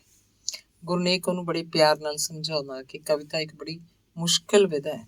ਚੰਗਾ ਹੈ ਜੇ ਉਹ ਕਹਾਣੀ ਲਿਖਿਆ ਕਰੇ। ਕਰਨੈਲ ਨੂੰ ਉਹਦੀ ਇਸ ਗੱਲ ਦੀ ਸਮਝ ਨਹੀਂ ਸੀ ਆਉਂਦੀ ਕਿ ਉਹਨੂੰ ਕਵਿਤਾ ਲਿਖਣ ਲਈ ਹੱਲਾਸ਼ੇਰੀ ਕਿਉਂ ਨਹੀਂ ਸੀ ਦਿੰਦਾ, ਜਦੋਂ ਕਿ ਉਹਦੀਆਂ ਕਵਿਤਾਵਾਂ ਦੀ ਉਹ ਸੱਚੀ ਪ੍ਰਸ਼ੰਸਾ ਵੀ ਕਰ ਚੁੱਕਾ ਸੀ। ਸ਼ਾਇਦ ਗੁਰਨੇਕ ਨੂੰ ਉਹਦੇ ਅੰਦਰਲਾ ਡਰ ਉਹਦੀ ਤਾਰੀਫ ਕਰਨ ਤੋਂ ਰੋਕਦਾ ਸੀ। ਲੋਕ ਕਰਨੈਲ ਕੋਲੋਂ ਗੁਰਨੇਕ ਦੀਆਂ ਨਿੱਕੀਆਂ-ਨਿੱਕੀਆਂ ਗੱਲਾਂ ਪੁੱਛਦੇ, ਉਹ ਵੀ ਬੜੇ ਮਾਣ ਨਾਲ ਸਵਾਦ ਲੈ ਕੇ ਗੱਲਾਂ ਦੱਸਦਾ। ਅੱਜ ਕੱਲ੍ਹ ਗੁਰਨੇਕ ਆਮ ਲੋਕਾਂ ਨਾਲ ਬਹੁਤੀ ਗੱਲਬਾਤ ਨਹੀਂ ਕਰਦਾ ਸੀ, ਚੁੱਪ ਜਿਹਾ ਹੀ ਰਹਿੰਦਾ ਸੀ। ਉਂਝ ਵੀ ਪਹਿਲੇ ਦਿਨੋਂ ਉਹਨੂੰ ਬਹੁਤਾ ਬੋਲਣ ਨਾਲ ਆਪਣੇ ਆਪ ਨੂੰ ਸਫਲਤਾ ਨਾਲ ਸਿਰੇ ਚਾੜਨਾ ਚੰਗਾ ਲੱਗਦਾ ਸੀ। ਗੁਰਨੇਕ ਨੂੰ ਕਰਨੈਲ ਦਾ ਬਹੁਤ ਸਹਾਰਾ ਸੀ। ਜਿੱਥੇ ਵੀ ਉਹ ਜਾਂਦਾ ਕਰਨੈਲ ਨਾਲ ਹੁੰਦਾ। ਦਿੱਲੀ ਵਾਲੇ ਸਮਾਗਮ ਲਈ 2 ਟਿਕਟਾਂ ਬੁੱਕ ਕਰਵਾਈਆਂ ਗਈਆਂ। ਗੁਰਨੇਕ ਕਰਨੈਲ ਨੂੰ ਸਮਾਗਮ ਦੀ ਹਰ ਨਿੱਕੀ ਮੋਟੀ ਗੱਲ ਬਾਰੇ ਦੱਸਦਾ ਤੇ ਪੱਕਾ ਕਰਦਾ ਕਿ ਦਿੱਲੀ ਜਾ ਕੇ ਉਹਨੇ ਕੀ ਕਰਨਾ ਹੈ, ਕਿਉਂਕਿ ਆਪ ਤਾਂ ਉਹਨੇ ਮਹਿਮਾਨਾਂ ਦੀ ਆਓ ਭਗਤ 'ਚ ਰੁੱਝੇ ਰਹਿਣਾ ਸੀ। ਅਖੀਰ ਦਿੱਲੀ ਵਾਲੀ ਗੱਡੀ ਚੜ੍ਹਨ ਦਾ ਦਿਨ ਆ ਵੀ ਗਿਆ। ਗੁਰਨੇਕ ਤੇ ਕਰਨੈਲ ਗੁਰਮੀਤ ਸਿੰਘ ਦੇ ਘਰ ਜਾ ਪਹੁੰਚੇ। ਸਾਰਾ ਦਿਨ ਫੋਨ ਰਾਹੀਂ ਪ੍ਰੋਗਰਾਮ ਬਾਰੇ ਗੱਲਾਂ ਹੁੰਦੀਆਂ ਰਹੀਆਂ। ਡਾਕਟਰ ਗੁਰਭਜਨ ਦੀ ਕੋਠੀ ਜਾ ਕੇ ਖਾਸ ਸੱਦਾ ਪੱਤਰ ਤੁਹਾਨੇ ਆਪਣੇ ਹੱਥੀਂ ਦਿੱਤਾ। ਬਾਕੀ ਦੇ ਸੱਜਣਾਂ ਨੂੰ ਸੱਦਾ ਪੱਤਰ ਪਹਿਲਾਂ ਹੀ ਡਾਕ ਰਾਹੀਂ ਭੇਜ ਦਿੱਤੇ ਗਏ ਸਨ। ਉਸ ਦਿਨ ਤਾਂ ਸਿਰਫ ਦੁਬਾਰਾ ਫੋਨ ਤੇ ਪੱਕਾ ਕਰ ਲਿਆ ਗਿਆ ਸੀ ਕਿ ਕੌਣ-ਕੌਣ ਆਏਗਾ। ਲਗਭਗ ਸਭ ਨੇ ਹਾਮੀ ਭਰੀ ਸੀ। ਕੁੱਲ ਮਿਲਾ ਕੇ 20 ਕੁ ਬੰਦਿਆਂ ਦਾ ਇਕੱਠ ਹੋਣਾ ਸੀ। ਅਗਲੇ ਦਿਨ ਗੁਰਨੇਕ, ਕਰਨੈਲ ਤੇ ਗੁਰਮੀਤ 1 ਘੰਟਾ ਪਹਿਲਾਂ ਹੀ ਸ਼ਾਮ ਨੂੰ ਹੋਟਲ ਪਹੁੰਚ ਗਏ। ਹੋਟਲ ਦੇ ਹਾਲ 'ਚ ਇੰਤਜ਼ਾਮ ਠੀਕ ਠਾਕ ਸੀ। ਹਾਲ ਦੇ ਇੱਕ ਪਾਸੇ ਥੋੜੀ ਉੱਚੀ ਸਟੇਜ ਤੇ ਇੱਕ ਡੈਸਕ ਰੱਖਿਆ ਸੀ, ਜਿਸ ਤੋਂ ਸਪੀਕਰ ਰਾਹੀਂ ਬੁਲਾਰਿਆਂ ਨੇ ਬੋਲਣਾ ਸੀ, ਅਤੇ 4 ਕੁਰਸੀਆਂ ਸਨ। ਬਾਕੀ ਕੁਰਸੀਆਂ ਹਾਲ 'ਚ ਸਟੇਜ ਦੇ ਸਾਹਮਣੇ ਲਾਈਆਂ ਗਈਆਂ ਸਨ। ਹਾਲ ਦੇ ਦੂਜੇ ਪਾਸੇ ਖਾਣੇ ਵਾਲੇ ਸਟਾਲ ਲੱਗੇ ਹੋਏ ਸਨ। ਇੱਕ ਪਾਸੇ ਡਰਿੰਕਸ ਲਈ ਸਟਾਲ ਸੀ। ਸਮਾਗਮ ਦਾ ਸਮਾਂ ਹੋ ਚੁੱਕਾ ਸੀ। ਗੁਰਨੇਕ, ਕਰਨੈਲ ਤੇ ਗੁਰਮੀਤ ਹੋਟਲ ਦੇ ਵੱਡੇ ਗੇਟ ਅੱਗੇ ਜਾ ਖੜੇ। ਹੌਲੀ-ਹੌਲੀ ਲੋਕ ਆਉਣੇ ਸ਼ੁਰੂ ਹੋਏ। ਗੁਰਮੀਤ ਅੱਗੇ ਹੋ ਕੇ ਸਭ ਨੂੰ ਇੱਕ ਇੱਕ ਫੁੱਲ ਭੇਟ ਕਰ ਰਿਹਾ ਸੀ। ਗੁਰਨੇਕ ਸਿੰਘ ਸਭ ਦਾ ਹੱਥ ਜੋੜ ਕੇ ਸਵਾਗਤ ਕਰ ਰਿਹਾ ਸੀ ਤੇ ਆਪਣੇ ਤੇ ਦੋਸਤਾਂ ਦੀ ਜਾਣ ਪਛਾਣ ਕਰਵਾ ਰਿਹਾ ਸੀ। ਉਸ ਪਿੱਛੋਂ ਕਰਨੈਲ ਸਿੰਘ ਮਹਿਮਾਨਾਂ ਨਾਲ ਹਾਲ 'ਚ ਜਾ ਕੇ ਉਹਨਾਂ ਨੂੰ ਕੁਰਸੀਆਂ ਤੇ ਬੈਠਣ ਲਈ ਬੇਨਤੀ ਕਰ ਰਿਹਾ ਸੀ। ਡਾਕਟਰ ਗੁਰਭਜਨ ਸਿੰਘ ਅਖੀਰ ਤੇ ਕੋਈ 10 ਕੁ ਮਿੰਟ ਲੇਟ ਆਏ। ਜਿਉਂ ਹੀ ਉਹ ਗੁਰਨੇਕ ਨਾਲ ਹਾਲ ਦੇ ਅੰਦਰ ਦਾਖਲ ਹੋਏ, ਸਭ ਨੇ ਤਾੜੀਆਂ ਨਾਲ ਉਹਨਾਂ ਦਾ ਸਵਾਗਤ ਕੀਤਾ। ਮੰਚ ਦੇ ਡੈਸਕ ਪਿੱਛੋਂ ਖੜੇ ਇੱਕ ਸੱਜਣ ਨੇ ਕਾਰਵਾਈ ਸ਼ੁਰੂ ਕਰਦਿਆਂ ਡਾਕਟਰ ਗੁਰਭਜਨ ਸਿੰਘ, ਗੁਰਨੇਕ ਸਿੰਘ ਤੇ ਦੋ ਹੋਰ ਸਤਿਕਾਰਤ ਸੱਜਣਾਂ ਨੂੰ ਵਾਰੀ-ਵਾਰੀ ਮੰਚ ਤੇ ਆਉਣ ਲਈ ਬੇਨਤੀ ਕੀਤੀ। ਜਦੋਂ ਸਾਰੇ ਆਪੋ ਆਪਣੀਆਂ ਥਾਵਾਂ ਤੇ ਸੱਜ ਚੁੱਕੇ ਸਨ ਤਾਂ ਅੱਜ ਦੇ ਸਮਾਗਮ ਬਾਰੇ ਦੱਸਿਆ ਗਿਆ। ਗੁਰਨੇਕ ਸਿੰਘ ਦੀ ਜੀਵਨੀ ਬਾਰੇ ਤੇ ਉਹਨਾਂ ਦੇ ਇਨਾਮਾਂ ਬਾਰੇ ਜਾਣਕਾਰੀ ਸਾਂਝੀ ਕੀਤੀ ਗਈ। ਫਿਰ ਗੁਰਨੇਕ ਦੀ ਕਿਤਾਬ ਡਾਕਟਰ ਗੁਰਭਜਨ ਸਿੰਘ ਹੋਰਾਂ ਦੇ ਹੱਥੋਂ ਰਿਲੀਜ਼ ਕਰਵਾਈ ਗਈ ਤੇ ਮਗਰੋਂ ਉਹਦੀਆਂ ਕੁਝ ਕਾਪੀਆਂ ਵੰਡੀਆਂ ਗਈਆਂ। ਨਾਲ ਦੀ ਨਾਲ ਫੋਟੋ ਵੀ ਖਿੱਚੀਆਂ ਜਾ ਰਹੀਆਂ ਸਨ। ਦਿੱਲੀ ਦੇ 3-4 ਅਖਬਾਰਾਂ ਦੇ ਨੁਮਾਇੰਦੇ ਵੀ ਪਹੁੰਚੇ ਸਨ।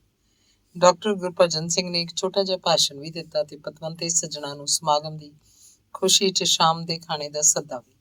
ਗੁਰਨੇਕ ਨੇ ਸਭ ਦਾ ਬਹੁਤਾ ਸਮਾਂ ਨਾ ਲੈਂਦਿਆਂ ਸਾਰਿਆਂ ਦਾ ਆਉਣ ਲਈ ਧੰਨਵਾਦ ਕੀਤਾ ਤੇ ਆਪਣੀ ਬਿਮਾਰੀ ਦੀ ਗੱਲ ਕਰਦਿਆਂ ਕਿਹਾ ਕਿ ਹੋ ਸਕਦਾ ਹੈ ਇਹ ਉਹਨਾਂ ਨਾਲ ਉਹਦੀ ਆਖਰੀ ਮੁਲਾਕਾਤ ਹੀ ਹੋਵੇ। ਇਹ ਸਾਰਾ ਕੁਝ ਲਗਭਗ ਅੱਧੇ ਕੁ ਘੰਟੇ 'ਚ ਹੀ ਨਿਬੜ ਗਿਆ। ਸਮਾਗਮ ਪਿੱਛੋਂ ਲੋਕ ਹਾਲ ਦੇ ਦੂਜੇ ਕਮਰੇ ਵੱਲ ਹੌਲੀ-ਹੌਲੀ ਤੁਰਨੇ ਸ਼ੁਰੂ ਹੋ ਗਏ। ਬਹਿਰਿਆਂ ਨੇ ਵਿਸਕੀ ਤੇ ਬੀਅਰ ਦੇ ਗਲਾਸ ਟਰੇਆਂ 'ਚ ਸਜਾ ਕੇ ਇੱਕ-ਇੱਕ ਮਹਿਮਾਨ ਅੱਗੇ ਪੇਸ਼ ਕਰਨੇ ਸ਼ੁਰੂ ਕੀਤੇ ਤੇ ਨਾਲ ਥੋੜ੍ਹਾ ਬਹੁਤ ਖਾਣ-ਪੀਣ ਦੀਆਂ ਚੀਜ਼ਾਂ ਵੀ ਪੇਸ਼ ਕੀਤੀਆਂ ਜਾਣ ਲੱਗ ਪਈਆਂ। ਲੋਕ 2-2, 4-4 ਦੇ ਗਰੁੱਪਾਂ ਵਿੱਚ ਇਕੱਠੇ ਹੋ ਕੇ ਗੱਲਾਂ ਕਰਨ ਲੱਗ ਪਏ। ਡਾਕਟਰ ਗੁਰਭਜਨ ਸਿੰਘ ਹੱਥ 'ਚ ਵਿਸਕੀ ਦਾ ਗਲਾਸ ਫੜੀ ਗੁਰਨੇਕ ਕੋਲ ਆ ਕੇ ਪੁੱਛਣ ਲੱਗੇ, ਕੀ ਗੱਲ ਤੁਸੀਂ ਕੁਝ ਨਹੀਂ ਲੈ ਰਹੇ? ਜੀ ਮੈਂ ਪੀਂਦਾ ਨਹੀਂ।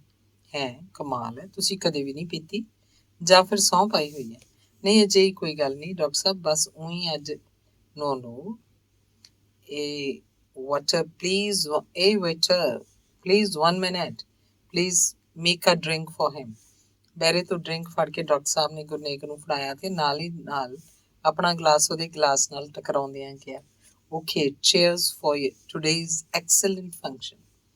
ਗੁਰਨੇਕ ਨੇ ਵੀ ਆਪਣਾ ਗਲਾਸ ਵਿੱਚੋਂ ਘੁੱਟ ਭਰਿਆ। ਉਹਨੂੰ ਆਪਣੇ ਵੱਲ ਸਵਾਲੀਆ ਨਿਗਾਹਾਂ ਨਾਲ ਦੇਖ ਕੇ ਡਾਕਟਰ ਸਾਹਿਬ ਨੇ ਕਿਹਾ, ਆਓ ਆਪਾਂ ਇੱਕ ਪਾਸੇ ਬਹਿ ਕੇ ਗੱਲਾਂ ਕਰਦੇ ਹਾਂ। ਉਹ ਗੁਰਨੇਕ ਨੂੰ ਇਸ਼ਾਰੇ ਨਾਲ ਸਾਹਮਣੀ ਕੰਧ ਨਾਲ ਲੱਗੀ ਸੋਫੇ ਤੇ ਬੈਠਣ ਲਈ ਆਖ ਰਹੇ ਸਨ। ਕਵੀ ਸਾਹਿਬ, ਜਿਵੇਂ ਮੈਂ ਲੋਕਾਂ ਕੋਲੋਂ ਤੁਹਾਡੀ ਤੇ ਤੁਹਾਡੀ ਕਿਤਾਬ ਬਾਰੇ ਸੁਣਿਆ, ਮੈਨੂੰ ਲੱਗ ਰਿਹਾ ਡਾਕਟਰ ਸਾਹਿਬ ਨੇ ਬਹਿਰੇ ਦੀ ਟਰੇ 'ਚੋਂ ਤੰਦੂਰੀ ਮੁਰਗੇ ਦੀ ਇੱਕ ਟੰਗ ਚੁੱਕ ਲਈ ਤੇ ਆਪਣੇ ਗਲਾਸ 'ਚੋਂ ਘੁੱਟ ਭਰਨ ਪਿੱਛੋਂ ਖਾਣ ਲੱਗ ਪਏ। ਅੱਛਾ ਡਾਕਟਰ ਸਾਹਿਬ, ਇਹਦਾ ਮਤਲਬ ਤੁਸੀਂ ਵੀ ਮੇਰੀ ਕਿਤਾਬ ਪੜ੍ਹ ਲਈ ਹੋਏਗੀ? ਨਹੀਂ, ਆਮ ਸੌਰੀ, ਮੈਨੂੰ ਟਾਈਮ ਹੀ ਨਹੀਂ ਲੱਗਾ। You know we are so busy. ਪਰ ਇਹ ਕੋਈ ਵੱਡੀ ਗੱਲ ਨਹੀਂ ਡਾਕਟਰ ਸਾਹਿਬ। ਜਿਹੜਾ ਇਸ ਸਾਲ ਦਾ ਬੈਸਟ ਬੁੱਕ ਦਾ ਨੈਸ਼ਨਲ ਅਵਾਰਡ ਅਨਾਉਂਸ ਹੋਣਾ ਹੈ, ਉਹ ਡੋਂਟ ਵਰੀ ਮਾਈ ਡੀਅਰ ਕਵੀ ਸਾਹਿਬ, ਉਸ 'ਚ ਅਜੇ ਬੜਾ ਸਮਾਂ। ਤੁਹਾਨੂੰ ਤਾਂ ਪਹਿਲਾਂ ਵੀ ਕੁਝ ਸਟੇਟ ਦੇ ਹੋਰ ਅਵਾਰਡ ਮਿਲ ਚੁੱਕੇ ਹੈ। ਇਸ ਵਾਰ ਵੀ ਮੈਂ ਹੀ ਕਮੇਟੀ ਦਾ ਚੇਅਰਮੈਨ ਹਾਂ। But sometimes it becomes bit difficult, you know. ਕਦੇ ਕਦੇ ਥੋੜ੍ਹੀ ਮੁਸ਼ਕਿਲ ਆ ਪੈਂਦੀ ਹੈ। But you know, money makes the mare go. ਅੱਜ ਕੱਲ੍ਹ ਕੁਝ ਕੰਮ ਪੈਸਾ ਖਰਚ ਕੇ ਕਰਵਾਉਣੇ ਪੈਂਦੇ ਨੇ। ਜ਼ਮਾਨੇ ਹੀ ਬਦਲ ਗਏ ਨੇ। ਹਾਂਜੀ ਡਾਕਟਰ ਸਾਹਿਬ, ਤੁਸੀਂ ਸੇਵਾ ਦੱਸੋ, ਮੈਂ ਕੋਸ਼ਿਸ਼ ਕਰਾਂਗਾ। ਭਾਵੇਂ ਇੱਕ ਬੜਾ ਗਰੀਬ ਜਿਹਾ ਟੀਚਰ ਹਾਂ, ਪਰ ਬੰਦਾ ਕੋਸ਼ਿਸ਼ ਤਾਂ ਕਰ ਹੀ ਸਕਦਾ। ਗੁਰਨੇਕ ਨੇ ਗਲਾਸ 'ਚੋਂ ਇੱਕ ਹੋਰ ਘੁੱਟ ਭਰਦਿਆਂ ਕਿਹਾ। ਡਾਕਟਰ ਗੁਰਭਜਨ ਸਿੰਘ ਨੇ ਆਪਣੀਆਂ ਸੁਨਹਿਰੀਆਂ ਅੱਖਾਂ ਪਿੱਛੇ ਤੇਜ਼ ਚਮਕਦੀਆਂ ਅੱਖਾਂ ਗੁਰਨੇਕ ਦੇ ਚਿਹਰੇ ਤੇ ਗੱਡ ਦਿੱਤੀਆਂ ਤੇ ਥੋੜਾ ਮੁਸਕਰਾ ਕੇ ਹੱਸਦਿਆਂ ਕਿਹਾ, ਕਵੀ ਸਾਹਿਬ ਤੁਸੀਂ ਫਿਕਰ ਨਾ ਕਰੋ, ਮੈਂ ਤੁਹਾਡਾ ਬਹੁਤਾ ਖਰਚਾ ਨਹੀਂ ਹੋਣ ਦਿਆਂਗਾ। ਮੈਨੂੰ ਤੁਹਾਡੀ ਬਿਮਾਰੀ ਕਰਕੇ ਵੀ ਤੁਹਾਡੇ ਨਾਲ ਦਿਲੋਂ ਹਮਦਰਦੀ ਹੈ। ਹਾਂ ਸੱਚ, ਮੈਨੂੰ ਬਾਅਦ 'ਚ ਯਾਦ ਕਰਾਉਣਾ, ਮੈਂ ਤੁਹਾਡੇ ਬਾਰੇ ਏਮਸ 'ਚ ਡਾਕਟਰ ਰਾਜੂ ਨਾਲ ਗੱਲ ਕਰਾਂਗਾ। ਹਾਂ ਤਾਂ ਮੈਂ ਕਹਿ ਰਿਹਾ ਸੀ ਡਾਕਟਰ ਸਾਹਿਬ ਆਪਣੇ ਸੱਜੇ ਹੱਥ 'ਚ ਫੜੀ ਮੁਰਗੇ ਦੀ ਟੰਗ ਇੱਧਰ ਉੱਧਰ ਹਿਲਾਉਂਦਿਆਂ ਗੱਲਾਂ ਕਰੀ ਜਾ ਰਹੇ ਸੀ। ਦੇਖੋ ਕਵੀ ਸਾਹਿਬ, ਬਹੁਤੇ ਮੈਂਬਰਸ ਮੇਰੀ ਰਿਸਪੈਕਟ ਕਰਦੇ ਨੇ, ਜੇ ਮੈਂ ਕੋਈ ਗੱਲ ਆਖਾਂ ਤਾਂ ਮੰਨ ਵੀ ਲੈਂਦੇ ਨੇ, ਪਰ ਹਰ ਮੈਂਬਰ ਨੂੰ ਮੇਰੀ ਰਿਕਮੈਂਡੇਸ਼ਨ ਦੇ ਨਾਲ ਨਾਲ ਕੁਝ ਹੋਰ ਵੀ ਉਮੀਦ ਹੁੰਦੀ ਹੈ। ਸੋ ਤੁਸੀਂ ਖੁਦ ਹੀ ਅੰਦਾਜ਼ਾ ਲਗਾਓ ਕਿ ਜੇ 4 ਮੈਂਬਰ ਵੀ ਮੇਰੀ ਗੱਲ ਮੰਨ ਲੈਣ ਤੇ ਮੈਂ ਉਹਨਾਂ ਦਾ ਅਹਿਸਾਨਮੰਦ ਹੋਵਾਂ ਤਾਂ 1 ਲੱਖ ਦੇ ਇਨਾਮ ਲਈ। ਠੀਕ ਹੈ ਡਾਕਟਰ ਸਾਹਿਬ, ਤੁਸੀਂ ਜਦੋਂ ਹੁਕਮ ਕਰੋਗੇ ਮੈਂ ਹਾਜ਼ਰ ਹੋ ਜਾਵਾਂਗਾ। Okay then I let you know. ਮੈਂ ਤੁਹਾਨੂੰ ਦੱਸਾਂਗਾ। ਉਹ ਜਿਹੜਾ ਤੁਹਾਡਾ ਦੋਸਤ ਹੈ ਨਾ, ਤੁਸੀਂ ਅੱਜ ਮਿਲਵਾਇਆ ਸੀ ਉਹਨੂੰ, ਹਾਂਜੀ ਗੁਰਮੀਤ ਸਿੰਘ, ਹਾਂ tell him that he should be in touch with me. ਮੇਰੇ ਨਾਲ ਭਾਵੇਂ ਫੋਨ ਤੇ ਗੱਲ ਕਰਕੇ ਸਮਾਂ ਲੈ ਲਵੇ। ਚਲੋ ਫਿਰ ਇਸੇ ਖੁਸ਼ੀ 'ਚ let's have couple of more drinks. Doctor ਸਾਹਿਬ ਹੋਰ ਸੱਜਣਾਂ ਨਾਲ ਗੱਲੀ ਜਾ ਲੱਗੇ। ਵਾਰੀ ਵਾਰੀ ਸਭ ਦਾ ਹਾਲ ਚਾਲ ਪੁੱਛ ਰਹੇ ਸੀ। ਸਾਰੇ ਅੱਗੇ ਵੱਧ ਕੇ ਉਹਨਾਂ ਨਾਲ ਗੱਲ ਵੀ ਕਰਨੀ ਚਾਹੁੰਦੇ ਸੀ। ਗੁਰਨੇਕ ਨੂੰ ਵੀ 1-1, 2-2 ਕਰਕੇ ਲੋਕ ਮਿਲਦੇ ਰਹੇ। ਹਾਲ 'ਚ ਆਵਾਜ਼ਾਂ ਥੋੜ੍ਹੀਆਂ ਉੱਚੀਆਂ ਹੋਣ ਲੱਗ ਪਈਆਂ ਸੀ। ਕਰਨੈਲ ਤੇ ਗੁਰਮੀਤ ਵੀ ਇੱਕ ਪਾਸੇ ਖੜੇ ਆਪਣੇ ਆਪਣੇ ਗਲਾਸ ਫੜੀ ਸਮਾਗਮ ਦੀਆਂ ਗੱਲਾਂ ਕਰ ਰਹੇ ਸਨ। ਕਰਨੈਲ ਸਿੰਘ ਨੇ ਪਹਿਲੀ ਵਾਰੀ ਅਜਿਹੀ ਪਾਰਟੀ ਦੇਖੀ ਸੀ। ਦੇਖ ਲੈ ਬਾਈ ਗੁਰਮੀਤ ਸਿੰਘ, ਉਹ ਕਹਿੰਦੇ ਹੁੰਦੇ ਆ ਕਿ ਘਿਓ ਮੱਲਾਂ ਨੂੰ ਤੇ ਦਾਰੂ ਗੱਲਾਂ ਨੂੰ। ਆਪੇ ਲੋਕ ਇੱਕ ਦੂਜੇ ਨਾਲ ਗੱਲਾਂ ਲੱਗ ਪਈ। ਅਜੇ ਤਾਂ ਹੋਰ ਦੇਖੀ ਜਦੋਂ ਦੋ ਕੁਹਾੜੇ ਹੋਰ ਅੰਦਰ ਗਏ। ਪਰ ਯਾਰ ਇਹ ਵਿਸਕੀ ਵੁਸਕੀ ਜੀ ਆਪਣੀ ਦੇਸੀ ਵਾਂਗੂ ਨਹੀਂ ਚੜ੍ਹਦੀ। ਸਾਲਾ ਨਸ਼ਾ ਜਿਹਾ ਹੀ ਨਹੀਂ ਖਿੜਦਾ ਸਮਾਰ ਕੇ। ਦੂਜੇ ਪਾਸੇ ਲੋਕ ਗੁਰਨੇਕ ਨਾਲ ਉਹਦੀ ਬਿਮਾਰੀ ਬਾਰੇ ਹਮਦਰਦੀ ਜਤਾ ਰਹੇ ਸੀ ਤੇ ਸ਼ੁਭ ਇੱਛਾਵਾਂ ਦੇ ਰਹੇ ਸੀ। ਕਈਆਂ ਨੇ ਆਪਣੇ ਕਾਰਡ ਗੁਰਨੇਕ ਨੂੰ ਦਿੱਤੇ। ਉਹਦਾ ਪਤਾ ਫਿਰ ਨੋਟ ਕੀਤਾ। ਖਾਣ ਪੀਣ ਰਾਤ ਦੇ 12 ਕੁ ਵਜੇ ਖਤਮ ਹੋਇਆ। ਇੱਕ ਰਮੇਸ਼ ਗੌਰਵ ਨਾਂ ਦਾ ਬੰਦਾ ਸ਼ਰਾਬੀ ਹੋ ਚੁੱਕਾ ਸੀ। ਉਹ ਹਿੰਦੀ 'ਚ ਕਹਾਣੀਆਂ ਤੇ ਕਵਿਤਾਵਾਂ ਲਿਖਦਾ ਹੁੰਦਾ ਸੀ। ਆਪਣੇ ਇੱਕ ਸਾਥੀ ਨਾਲ ਉੱਚੀ ਸੁਰ ਵਿੱਚ ਬਹਿਸ ਰਿਹਾ ਸੀ। ਹੁਣ ਜੋ ਬਹੁਤ ਮਸ਼ਹੂਰ ਲੇਖਕ ਨਹੀਂ ਸੀ, ਕਿਸੇ ਸਰਕਾਰੀ ਦਫ਼ਤਰ 'ਚ ਚੰਗੇ ਅਹੁਦੇ ਤੇ ਕੰਮ ਕਰਦਾ ਸੀ।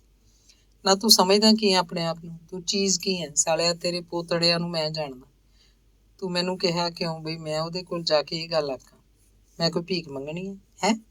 ਫਿਰ ਉਹ ਆਪਣੇ ਦੋਸਤ ਦੀ ਬਾਂਹ ਫੜ ਕੇ ਗੁਰਨੇਕ ਕੋਲ ਲੈ ਆਇਆ। ਮਹਾਰਾਜ ਸਤਿਕਾਰਯੋਗ ਕਵੀ ਸਾਹਿਬ, ਆਹ ਦੇਖੋ, ਇਹ ਮੇਰਾ ਜਿਗਰੀ ਯਾਰ ਹੈ। ਕਿਉਂ ਬਾਈ ਦੱਸ, ਹੈ ਕਿ ਨਹੀਂ? ਹਾਂਜੀ, ਇਹ ਜਿਗਰੀ ਮੇਰਾ ਕਹਿੰਦਾ ਹੈ ਵੀ ਮੈਂ ਜਿਹੜੇ ਬੰਦੇ ਦੀ ਪਿੱਠ ਤੇ ਮੁੱਤਣਾ ਵੀ ਨਹੀਂ ਚਾਹੁੰਦਾ, ਆਖੇ ਉਹਦਾ ਮੂੰਹ ਦੇਖ ਨਾ। ਕਿਉਂ ਮੈਂ ਦੇਖਾਂ? ਮੈਂ ਤਾਂ ਉਸ ਸਾਲੇ ਦੀ ਢੂਈ ਨਹੀਂ ਮਾਰਦਾ, ਨਾ ਤੇਰੀ। ਰਮੇਸ਼ ਗੌਰਵ ਦਾ ਦੋਸਤ ਉਹਨੂੰ ਸੰਭਾਲਦਾ ਹੋਇਆ ਗੁਰਨੇਕ ਤੋਂ ਮਾਫੀ ਮੰਗ ਰਿਹਾ ਸੀ ਤੇ ਰਮੇਸ਼ ਜੀ ਦਾ ਨਸ਼ਾ ਪੂਰਾ ਖਿੜਿਆ ਹੋਇਆ ਸੀ। ਲਗਭਗ ਸਾਰੇ ਬੰਦੇ ਇੱਕ ਇੱਕ ਕਰਕੇ ਜਾ ਚੁੱਕੇ ਸੀ। ਸਭ ਤੋਂ ਪਹਿਲਾਂ ਡਾਕਟਰ ਗੁਰਭਜਨ ਗਏ, ਫੇਰ ਹੋਰ। ਕਰਨੈਲ ਤੇ ਗੁਰਮੀਤ ਨੇ ਬੜੀ ਮੁਸ਼ਕਿਲ ਨਾਲ ਸ਼ਰਾਬੀ ਹੋਏ ਕਵੀ ਨੂੰ ਵਿਦਾ ਕੀਤਾ। ਕਰਨੈਲ ਸਿੰਘ ਤੇ ਗੁਰਮੀਤ ਅਖੀਰ 'ਚ ਇਕੱਠੇ ਰੋਟੀ ਖਾ ਰਹੇ ਸੀ। ਹੋਟਲ ਦੇ ਬੰਦੇ ਹੌਲੀ ਹੌਲੀ ਆਪਣਾ ਸਮਾਨ ਸਮੇਟਣ 'ਚ ਲੱਗੇ ਹੋਏ ਸੀ। ਕਰਨੈਲ ਸਿੰਘ ਬੜੀ ਖੁਸ਼ੀ ਦੇ ਰੌਂਦ 'ਚ ਸੀ। ਉਹ ਗੁਰਨੇਕ ਕੋਲ ਆ ਕੇ ਆਖਣ ਲੱਗਾ, ਵਾਹ ਬਾਈ ਜੀ, ਅੱਜ ਫੰਕਸ਼ਨ ਵਾਲੀ ਤਾਂ ਬਹਿ ਜਾ ਕਰਾਤੀ। ਇਹ ਵੱਡੇ ਸ਼ਹਿਰਾਂ ਦੀ ਦੁਨੀਆ ਹੀ ਨਿਰਾਲੀ ਹੈ। ਮੈਂ ਕਹਿੰਦਾ ਬਈ ਐਨ ਨਿਸ਼ਾ ਹੀ ਕਰਾਤੀ ਕਿ ਇਹ ਡਾਕਟਰ ਗੁਰਭਜਨ ਤਾਂ ਬੜੇ ਵਿਦਵਾਨ ਤੋਂ ਵੱਡੇ ਬੰਦੇ ਲੱਗਦੇ ਆ। ਇਹੋ ਜਿਹੇ ਬੰਦੇ ਐਵੇਂ ਤਾਂ ਨਹੀਂ ਉੱਚੇ ਰੁਤਬਿਆਂ ਤੇ ਪਹੁੰਚਦੇ। ਕੋਈ ਗੱਲ ਤਾਂ ਜ਼ਰੂਰ ਹੁੰਦੀ ਹੈ। ਬੰਦੇ ਨੂੰ ਵੇਖ ਕੇ ਹੀ ਭੁੱਖ ਲੈਂਦੀ ਹੈ। ਕਵੀ ਸਾਹਿਬ ਤੁਹਾਨੂੰ ਕਿਵੇਂ ਜਾਣਦੇ ਆ? ਗੁਰਨੇਕ ਚੁੱਪ ਸੀ। ਉਹ ਖਰਚੇ ਬਾਰੇ ਸੋਚ ਰਿਹਾ ਸੀ ਅਤੇ ਆਉਣ ਵਾਲੇ ਕੱਲ੍ਹ ਦੀਆਂ ਗਿਣਤੀਆਂ ਮਿਣਤੀਆਂ 'ਚ ਉਲਝਿਆ ਹੋਇਆ ਸੀ। ਪੱਤਰਕਾਰਾਂ ਨਾਲ ਵੀ ਉਹਨੇ ਗੱਲਾਂ ਸਾਂਝੀਆਂ ਕੀਤੀਆਂ ਸੀ ਜਿਹੜੀਆਂ ਕੱਲ੍ਹ ਨੂੰ ਅਖਬਾਰਾਂ 'ਚ ਛਪਣੀਆਂ ਸਨ। ਉਹ ਗੁਰਮੀਤ ਦੇ ਘਰ ਕੋਈ ਰਾਤ ਦੇ 2 ਕੁ ਵਜੇ ਅੱਪੜੇ ਸਨ। ਇੱਕ ਕਮਰੇ 'ਚ ਸੌਣ ਦਾ ਇੰਤਜ਼ਾਮ ਸੀ। ਸਵੇਰੇ ਅਖਬਾਰਾਂ ਦੀਆਂ ਸੁਰਖੀਆਂ ਤੇ ਸਭ ਦੀ ਨਿਗਾਹ ਮਾਰੀ। ਇੱਕ ਅਖਬਾਰ ਨੇ ਲਿਖਿਆ ਸੀ ਕਿ ਬਿਮਾਰ ਕਵੀ ਦੀਆਂ ਉੱਚੀਆਂ ਉਡਾਰੀਆਂ। ਦੂਜੇ ਅੰਗਰੇਜ਼ੀ ਅਖਬਾਰ 'ਚ ਖਬਰ ਸੀ, ਸਿਕ ਪੋਇਟ ਟੱਚਿਸ ਨਿਊ ਹਾਈਟਸ। ਖਬਰਾਂ 'ਚ ਗੁਰਨੇਕ ਦੇ ਜੀਵਨ ਬਾਰੇ ਤੇ ਸਾਹਿਤਕ ਯੋਗਦਾਨ ਬਾਰੇ ਚਰਚਾ ਸੀ। ਕਰਨੈਲ ਖਬਰਾਂ ਪੜ੍ਹ ਕੇ ਖੁਸ਼ ਸੀ। ਬਾਈ ਜੀ, ਪੰਜਾਬ ਐਡੀਸ਼ਨ ਦੇ ਅਖਬਾਰਾਂ ਵਿੱਚ ਵੀ ਇਹ ਖਬਰਾਂ ਤਾਂ ਛਪੀਆਂ ਹੋਣਗੀਆਂ। ਗੁਰਨੇਕ ਦੇ ਕਹਿਣ ਤੇ ਉਹਨੇ ਖਬਰਾਂ ਦੀਆਂ ਕਾਤਰਾਂ ਕੱਟ ਲਈਆਂ। ਗੁਰਮੀਤ ਨੇ ਵੀ ਗੁਰਨੇਕ ਨੂੰ ਵਧਾਈ ਦਿੱਤੀ। ਗੁਰਨੇਕ ਨੂੰ ਆਪਣੇ ਭਵਿੱਖ ਬਾਰੇ ਨਵੀਆਂ ਆਸਾਂ ਬੱਝ ਗਈਆਂ ਸਨ। ਉਹਨੂੰ ਹੌਲੀ ਹੌਲੀ ਕੰਮ ਕਰਾਉਣ ਤੇ ਕੱਢਣ ਕਢਾਉਣ ਦੇ ਢੰਗ ਤਰੀਕੇ ਸਿੱਖਣ ਦੇ ਹੋਰ ਚੰਗੇ ਮੌਕੇ ਮਿਲਣੇ ਸਨ। ਬੰਦੇ ਨੂੰ ਪਛਾਣ ਕੇ ਉਹਨੂੰ ਵਰਤ ਸਕਣ ਦੀਆਂ ਤਰਕੀਬਾਂ ਵੀ ਕਾਮਯਾਬੀ ਨਾਲ ਆਪਣੀਆਂ ਸਕੀਮਾਂ ਸਿਰੇ ਚਾੜ ਸਕਣ ਲਈ ਸਿੱਖ ਲਈਆਂ ਸਨ। ਜੇ 4 ਪੈਸੇ ਜੇਬ 'ਚ ਹੋਣ ਤਾਂ ਫਿਰ ਦੁਨੀਆ ਝੁਕਤੀ ਹੈ ਦੇ ਸੱਚ ਦੀ ਪਛਾਣ ਵੀ ਆ ਗਈ ਸੀ। ਅਗਲਾ ਕੰਮ ਕਿਤਾਬ ਨੂੰ ਇਨਾਮ ਮਿਲਣਾ ਤੇ ਕੋਰਸਾਂ 'ਚ ਲਗਵਾਉਣ ਦਾ ਵੀ ਉਹਨੂੰ ਹੁਣ ਬਸ ਹੋ ਗਿਆ ਸਮਝੋ ਲੱਗਣ ਲੱਗ ਪਿਆ ਸੀ। ਦੂਜੇ ਦਿਨ ਘਰ ਪਹੁੰਚਣ ਪਿੱਛੋਂ ਕਈ ਦੂਰ ਨੇੜਿਓਂ ਯਾਰ ਮਿੱਤਰ ਤੇ ਹੋਰ ਸੱਜਣ ਮਿਲਣ ਮਿਲਾਉਣ ਆਉਂਦੇ ਰਹੇ। ਕਰਨੈਲ ਸਿੰਘ ਸਾਰਾ ਦਿਨ ਰਸੋਈ 'ਚੋਂ ਬਸੰਤ ਦੀ ਮਦਦ ਕਰਦਿਆਂ ਚਾਹ ਪਾਣੀ ਦੀ ਸੇਵਾ ਕਰਦਾ ਰਿਹਾ। ਵਿੱਚੋਂ ਆਪਣੇ ਦਿੱਲੀ ਜਾਣ ਬਾਰੇ ਤੇ ਆਪਣੇ ਅੱਖੀਂ ਡਿੱਠੇ ਜਲੌ ਦੀਆਂ ਗੱਲਾਂ ਵੀ ਕਰੀ ਜਾਂਦਾ। ਗੁਰਨੇਕ ਮੰਜੇ ਤੇ ਕੰਧ ਨਾਲ ਕਈ ਸਰਾਣਿਆਂ ਦੀ ਢੋ ਲਾਈ ਸੰਤਾਂ ਜਿਹਾਂ ਵਾਂਗ ਬੜੀਆਂ ਸਿਆਣੀਆਂ ਜਿਹੀਆਂ ਗੱਲਾਂ ਕਰਨ ਦੀ ਕੋਸ਼ਿਸ਼ ਕਰਦਾ ਰਿਹਾ। ਉਹਦਾ ਬੋਲਣ ਢੰਗ ਵੀ ਹੁਣ ਥੋੜ੍ਹਾ ਬਦਲ ਗਿਆ ਸੀ। ਉਹ ਹਰ ਗੱਲ ਹੌਲੀ ਹੌਲੀ ਕੁਝ ਸ਼ਬਦਾਂ ਉੱਤੇ ਖਾਸ ਜ਼ੋਰ ਦੇ ਕੇ ਕਰਦਾ। ਨਾਲ ਨਾਲ ਆਪਣਾ ਸੱਜਾ ਹੱਥ ਵੀ ਅਗਲੇ ਦੇ ਅੱਗੇ ਕਰਕੇ ਗੱਲ ਦਾ ਪ੍ਰਭਾਵ ਪਾਉਣ ਲਈ ਉੱਪਰ ਥੱਲੇ ਕਰਦਾ ਤੇ ਸਿਰ ਨੂੰ ਵੀ ਨਾਲ ਨਾਲ ਸਿਆਣਪ ਭਰੀ ਅਦਾ 'ਚ ਹਿਲਾਉਂਦਾ। ਅੱਗੋਂ ਮਿਲਣ ਆਏ ਲੋਕ ਵੀ ਜਿਵੇਂ ਬੜੀ ਸ਼ਰਧਾ ਨਾਲ ਕੀਲੇ ਹੋਏ ਸੁਣਦੇ ਰਹਿੰਦੇ ਤੇ ਹੈਰਾਨੀ ਭਰੇ ਨਿੱਕੇ ਨਿੱਕੇ ਸਵਾਲ ਕਰਦੇ, ਜਿਨ੍ਹਾਂ ਦਾ ਜਵਾਬ ਬੜੀ ਤਸੱਲੀ ਨਾਲ ਤੇ ਸਿਆਣਪ ਨਾਲ ਹੌਲੀ ਹੌਲੀ ਦਿੰਦਾ। ਗੱਲਾਂ 'ਚੋਂ ਦੁਨੀਆ ਦੇ ਵੱਡੇ ਵੱਡੇ ਵਿਦਵਾਨਾਂ ਤੇ ਫਿਲਾਸਫਰਾਂ ਦਾ ਜ਼ਿਕਰ ਵੀ ਜ਼ਰੂਰ ਕਰਦਾ। ਬਹੁਤੀਆਂ ਗੱਲਾਂ 'ਚੋਂ ਮਾਰਕਸ, ਗੋਰਕੀ, ਚੈਖਵ, ਟਾਲਸਟਾਏ, ਰਸੂਲ ਹਮਜ਼ਤੋਵ, ਸਟੈਨਬੈਗ, ਮਾਮ, ਰੂਸੋ, ਕੇਟਸ, ਸ਼ੈਲੇ, ਮੋਪਾਂਸਾ ਅਤੇ ਬ੍ਰੰਟਨ ਰਸਲ ਤੋਂ ਇਲਾਵਾ ਕਈ ਲਿਖਾਰੀਆਂ ਦੇ ਵਿਦਵਾਨਾਂ ਬਾਰੇ ਇਉਂ ਕਰਦਾ ਜਿਵੇਂ ਉਹਨਾਂ ਨੂੰ ਬੜਾ ਨੇੜਿਓਂ ਦੇਖਿਆ ਹੋਵੇ। ਗੁਸਲਖਾਨੇ ਵੱਲ ਆਉਂਦਿਆਂ ਜਾਂਦਿਆਂ ਅਲਮਾਰੀ 'ਚ ਰੱਖੀ ਲੱਕੜ ਦੀ ਸੰਦੂਕੜੀ ਵੱਲ ਵੇਖ ਕੇ ਉਹਨੂੰ ਬੜੀ ਤਸੱਲੀ ਹੁੰਦੀ। ਉਹ ਸੋਚਦਾ ਜੇ 1 ਲੱਖ ਰੁਪਏ ਦੇ ਇਨਾਮ ਲਈ 5-7 ਹਜ਼ਾਰ ਖਰਚਣੇ ਵੀ ਪੈ ਜਾਣ ਤਾਂ ਕੀ ਵੱਡੀ ਗੱਲ ਹੈ। ਪੈਸੇ ਵੀ ਕਈ ਗੁਣਾ ਹੋ ਕੇ ਮੁੜਨਗੇ ਤੇ ਇੱਜ਼ਤ ਵੀ ਵਧੇਗੀ। ਉਹਦਾ ਨਾਂ ਉੱਚਾ ਹੋਏਗਾ, ਸ਼ਾਇਦ ਕੋਈ ਕਿਤਾਬ ਅੰਗਰੇਜ਼ੀ ਵਿੱਚ ਵੀ ਛਪ ਜਾਏਗੀ। ਵੱਡੇ ਵੱਡੇ ਸਿਆਸਤਦਾਨਾਂ ਤੇ ਵਜ਼ੀਰਾਂ ਨਾਲ ਨੇੜਤਾ ਵਧੇਗੀ। ਖਾਣ ਕਮਾਉਣ ਦੇ ਮੌਕੇ ਮਿਲਣਗੇ, ਗਰੀਬੀ ਦੂਰ ਕਰਨ ਦੇ ਮੌਕੇ ਬਾਰ-ਬਾਰ ਸਾਹਮਣੇ ਆਉਣਗੇ। ਜੇ ਲੋਕਾਂ ਨੂੰ ਆਪਣੇ ਸਵਾਰਥ ਲਈ ਵਰਤਾਂਗੇ ਤਾਂ ਉਹਨਾਂ ਨੂੰ ਸਾਡੇ ਕੰਮ ਆ ਕੇ ਆਪਣੀ ਥਾਂ ਖੁਸ਼ੀ ਮਿਲੇਗੀ। ਸਮਾਂ ਆਪਣੀ ਚਾਲ ਚੱਲਦਾ ਰਿਹਾ। ਡਾਕਟਰ ਗੁਰਭਜਨ ਸਿੰਘ ਦਾ ਸੁਨੇਹਾ ਮਿਲ ਚੁੱਕਾ ਸੀ। ਗੁਰਨੇਕ ਨੇ ਇੱਕ ਛੋਟਾ ਬੰਡਲ ਸੀਲ ਕਰਕੇ ਕਰਨੈਲ ਸਿੰਘ ਦੇ ਹੱਥ ਦਿੱਲੀ ਭੇਜਿਆ। ਡਾਕਟਰ ਸਾਹਿਬ ਦੇ ਨਾਂ ਇੱਕ ਚਿੱਠੀ ਵੀ ਨਾਲ ਭੇਜੀ। ਕਰਨੈਲ ਸਿੰਘ ਤੇ ਗੁਰਮੀਤ ਦੋਵੇਂ ਡਾਕਟਰ ਸਾਹਿਬ ਦੀ ਕੋਠੀ ਜਾ ਕੇ ਬੰਡਲ ਤੇ ਚਿੱਠੀ ਦੇ ਆਏ। ਡਾਕਟਰ ਸਾਹਿਬ ਦਾ ਮੋੜਵਾਂ ਸੁਨੇਹਾ ਸੀ, ਗਿਵ ਹਿਮ ਮਾਈ ਰਿਗਾਰਡਸ। 1 ਮਹੀਨੇ ਪਿੱਛੋਂ ਕਿਤਾਬਾਂ ਦੇ ਇਨਾਮ ਨਸ਼ਰ ਹੋਏ ਸਨ। ਡਾਕਟਰ ਗੁਰਭਜਨ ਸਿੰਘ ਨੇ ਬੜੀ ਸਿਆਣਪ ਤੇ ਵਿਦਵਤਾ ਨਾਲ ਸਾਰਾ ਕੰਮ ਸਹੀ ਢੰਗ ਨਾਲ ਨੇਪਰੇ ਚਾੜਿਆ। ਕਾਗਜ਼ੀ ਕਾਰਵਾਈ ਹਰ ਪੱਖੋਂ ਚੰਗੀ ਤਰ੍ਹਾਂ ਦੇਖ ਚੱਕ ਕੇ ਪੂਰੀ ਕੀਤੀ ਤਾਂ ਕਿ ਕੋਈ ਕਸਰ ਨਾ ਰਹਿ ਜਾਏ। ਜੇ ਕੱਲ ਨੂੰ ਕੋਈ ਇਤਰਾਜ਼ ਵੀ ਕਰੇ ਤਾਂ ਉਹਦਾ ਜਵਾਬ ਠੀਕ ਤੇ ਤਸੱਲੀ ਬਖਸ਼ ਦਿੱਤਾ ਜਾ ਸਕੇ। ਮਹੀਨੇ ਪਿੱਛੋਂ ਇੱਕ ਦਿਨ ਕਿਤਾਬਾਂ ਦੇ ਇਨਾਮ ਅਖਬਾਰਾਂ 'ਚ ਛਪੇ। ਗੁਰਨੇਕ ਦੀ ਕਿਤਾਬ ਨਵੀਂ ਸੁਗੰਧ ਨੂੰ 1 ਲੱਖ ਰੁਪਏ ਦਾ ਇਨਾਮ ਮਿਲਿਆ। 2 ਮਹੀਨੇ ਪਿੱਛੋਂ ਦਿੱਲੀ ਵੱਡੇ ਮੰਤਰੀ ਜੀ ਨੇ ਆਪਣੇ ਕਰ ਕਮਲਾਂ ਨਾਲ ਇਹ ਇਨਾਮ ਸਾਰੇ ਜੇਤੂਆਂ ਨੂੰ ਦੇਣੇ ਸਨ। ਨਾਲ ਇੱਕ ਤਾਂਬੇ ਦੀ ਪਲੇਟ ਤੇ ਉੱਕਰੇ ਸਤਿਕਾਰਤ ਸ਼ਬਦ ਤੇ 1 ਸਾਲ ਦੇ ਇੱਕ ਸ਼ਾਲ ਦੇ ਨਾਲ 1 ਲੱਖ ਰੁਪਏ ਦਾ ਚੈੱਕ ਵੀ ਹੋਣਾ ਸੀ। 2-3 ਦਿਨ ਲਗਾਤਾਰ ਗੁਰਨੇਕ ਦੇ ਚੁਬਾਰੇ 'ਚ ਆਉਣ ਜਾਣ ਵਾਲਿਆਂ ਦਾ ਤਾਂਤਾ ਲੱਗ ਗਿਆ।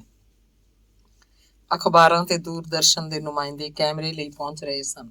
2-2, 4-4 ਬੰਦੇ ਇਕੱਠੇ ਹੋ ਕੇ ਆਪੋ ਆਪਣੇ ਪ੍ਰੋਗਰਾਮਾਂ ਤੇ ਸਮਾਗਮਾਂ ਲਈ ਸਮਾਂ ਲੈਣ ਪਹੁੰਚ ਰਹੇ ਸਨ। ਕਰਨੈਲ ਸਿੰਘ ਵਿਆਹ 'ਚ ਫਿਰਦੀ ਨੈਣ ਆਪਣੀ ਡਾਇਰੀ 'ਚ ਗੁਰਨੇਕ ਕਵੀ ਹੋਰਾਂ ਦੇ ਕਹੇ ਅਨੁਸਾਰ ਖਾਸ ਤਰੀਕਾਂ ਅੱਗੇ ਵੇਰਵੇ ਲਿਖ ਰਿਹਾ ਸੀ ਤੇ ਕਦੇ ਚਾਹ ਪਾਣੀ ਦੀ ਸੇਵਾ ਕਰ ਰਿਹਾ ਸੀ।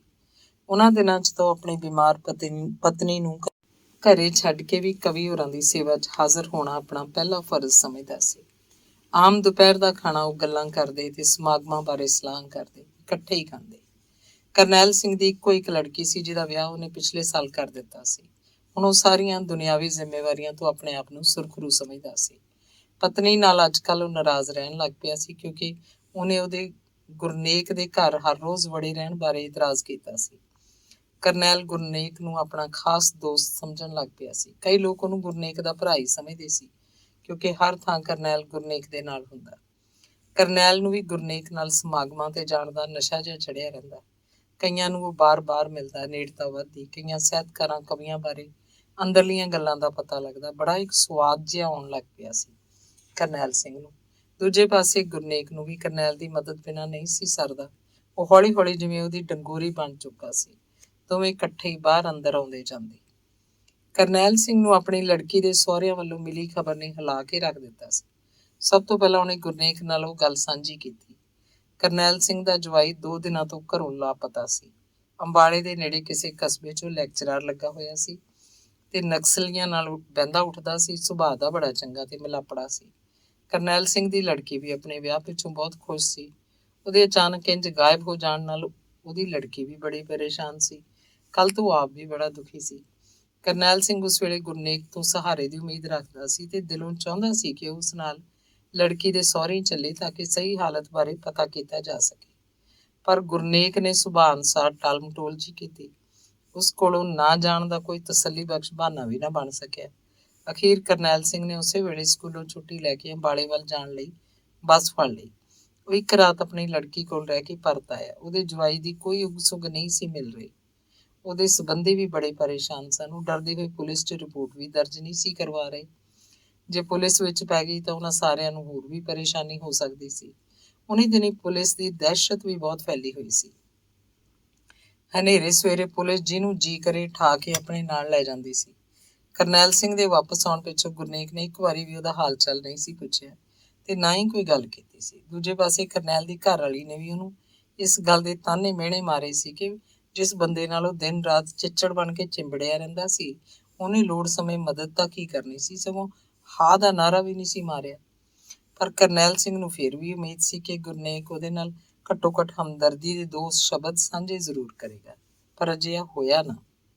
ਕੁਝ ਦਿਨਾਂ ਪਿੱਛੋਂ ਇੱਕ ਹੋਰ ਖਬਰ ਮਿਲੀ ਕਿ ਉਹਦੇ ਜਵਾਈ ਨੂੰ ਪੁਲਿਸ ਮੁਕਾਬਲੇ 'ਚ ਮਾਰ ਦਿੱਤਾ ਹੈ। ਕਰਨੈਲ ਸਿੰਘ ਦੇ ਘਰ ਉਹਦੇ ਸਭ ਸਾਥੀ ਤੇ ਆਂਢ ਗੁਆਂਢ ਅਫਸੋਸ ਕਰਨ ਲਈ ਪਹੁੰਚੇ, ਪਰ ਗੁਰਨੇਕ ਫਿਰ ਵੀ ਨਾ ਗਿਆ। ਅਖੀਰ ਭੋਗ ਵਾਲੇ ਦਿਨ ਕਰਨੈਲ ਤੇ ਉਹਦੀ ਪਤਨੀ ਆਪਣੀ ਧੀ ਦੇ ਸਹੁਰੀ ਪਹੁੰਚੇ। ਇੱਧਰੋਂ ਕੁਝ ਦਿਨ ਪਹਿਲਾਂ ਗੁਰਨੇਕ ਨੂੰ ਕਰਨੈਲ ਦੇ ਜਵਾਈ ਦੀ ਮੌਤ ਨੇ ਸਿਰਫ ਇੰਨਾ ਕੁ ਪਰੇਸ਼ਾਨ ਕੀਤਾ ਕਿ ਉਹਨੇ ਇੱਕ ਲੰਮੀ ਚਿੱਠੀ ਆਪਣੇ ਇੱਕ ਦੋਸਤ ਨੂੰ ਚੰਡੀਗੜ੍ਹ ਲਿਖ ਦਿੱਤੀ।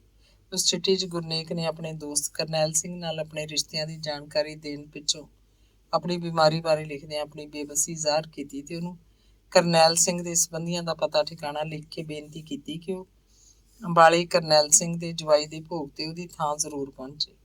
ਖੈਰ ਗੁਰਨੇਕ ਦਾ ਚੰਡੀਗੜ੍ਹ ਵਾਲਾ ਦੋਸਤ ਇਸ ਅਜੀਬ ਜਿਹੀ ਸਥਿਤੀ ਨੂੰ ਨਾ ਸਮਝ ਸਕਿਆ ਤੇ ਨਾ ਗਿਆ। ਉਲਟਾ ਉਹਨੇ ਗੁਰਨੇਕ ਨੂੰ ਚਿੱਠੀ ਲਿਖੀ ਕਿ ਇਹੋ ਜਿਹੇ ਸਮੇਂ ਥਾਂ ਦੁਸ਼ਮਣਾਂ ਦੇ ਅਫਸੋਸ ਲਈ ਵੀ ਬੰਦੇ ਨੂੰ ਆਪ ਜਾਣਾ ਚਾਹੀਦਾ। ਉਹਦਾ ਗੁਰਨੇਕ ਦੀ ਥਾਂ ਜਾਣਾ ਕਿਸੇ ਤਰ੍ਹਾਂ ਵੀ ਉਹ ਵਾਜਬ ਨਹੀਂ ਸੀ ਸਮਝਦਾ। ਗੁਰਨੇਕ ਨੂੰ ਭਾਵੇਂ ਆਪਣੀ ਗਲਤੀ ਦਾ ਅਹਿਸਾਸ ਹੋਇਆ ਹੋਵੇਗਾ ਜਾਂ ਨਹੀਂ, ਪਰ ਉਹਨੇ ਫੇਰ ਵੀ ਕਰਨੈਲ ਸਿੰਘ ਨਾਲ ਅਫਸੋਸ ਕਰਨ ਲਈ 2 ਸ਼ਬਦ ਵੀ ਸਾਂਝੇ ਨਾ ਕੀਤੇ। ਕਰਨੈਲ ਸਿੰਘ ਦੀ ਧੀ ਵਾਪਸ ਆਪਣੀ ਪੇਕੀ ਪਰਤ ਆਈ ਸੀ। ਉਹ ਆਪਣੇ ਮਾਂ-ਪਿਓ ਦੇ ਗਲ ਲੱਗ ਕੇ ਮਣਾ ਮੂੰਹ ਰੋਈ ਸੀ। ਕਰਨੈਲ ਸਿੰਘ ਦੀ ਪਤਨੀ ਦੇ ਅੱਥਰੂ ਨਹੀਂ ਸਨ ਸੁੱਕ ਰਹੇ। ਸਭ ਨੇ ਕਰਨੈਲ ਸਿੰਘ ਦੇ ਜਵਾਨ ਜਵਾਈ ਦੀ ਮੌਤ ਦਾ ਬੜਾ ਦੁੱਖ ਮਨਾਇਆ ਸੀ। ਇੱਕ ਪਾਸੇ ਕਰਨੈਲ ਸਿੰਘ ਨੂੰ ਜਵਾਈ ਦੀ ਮੌਤ ਦਾ ਦੁੱਖ ਸੀ, ਦੂਜੇ ਪਾਸੇ ਉਹਨੂੰ ਗੁਰਨੇਕ ਸਿੰਘ ਦੀ ਚੁੱਪ ਵੀ ਬਹੁਤ ਚੁੱਭਦੀ ਸੀ।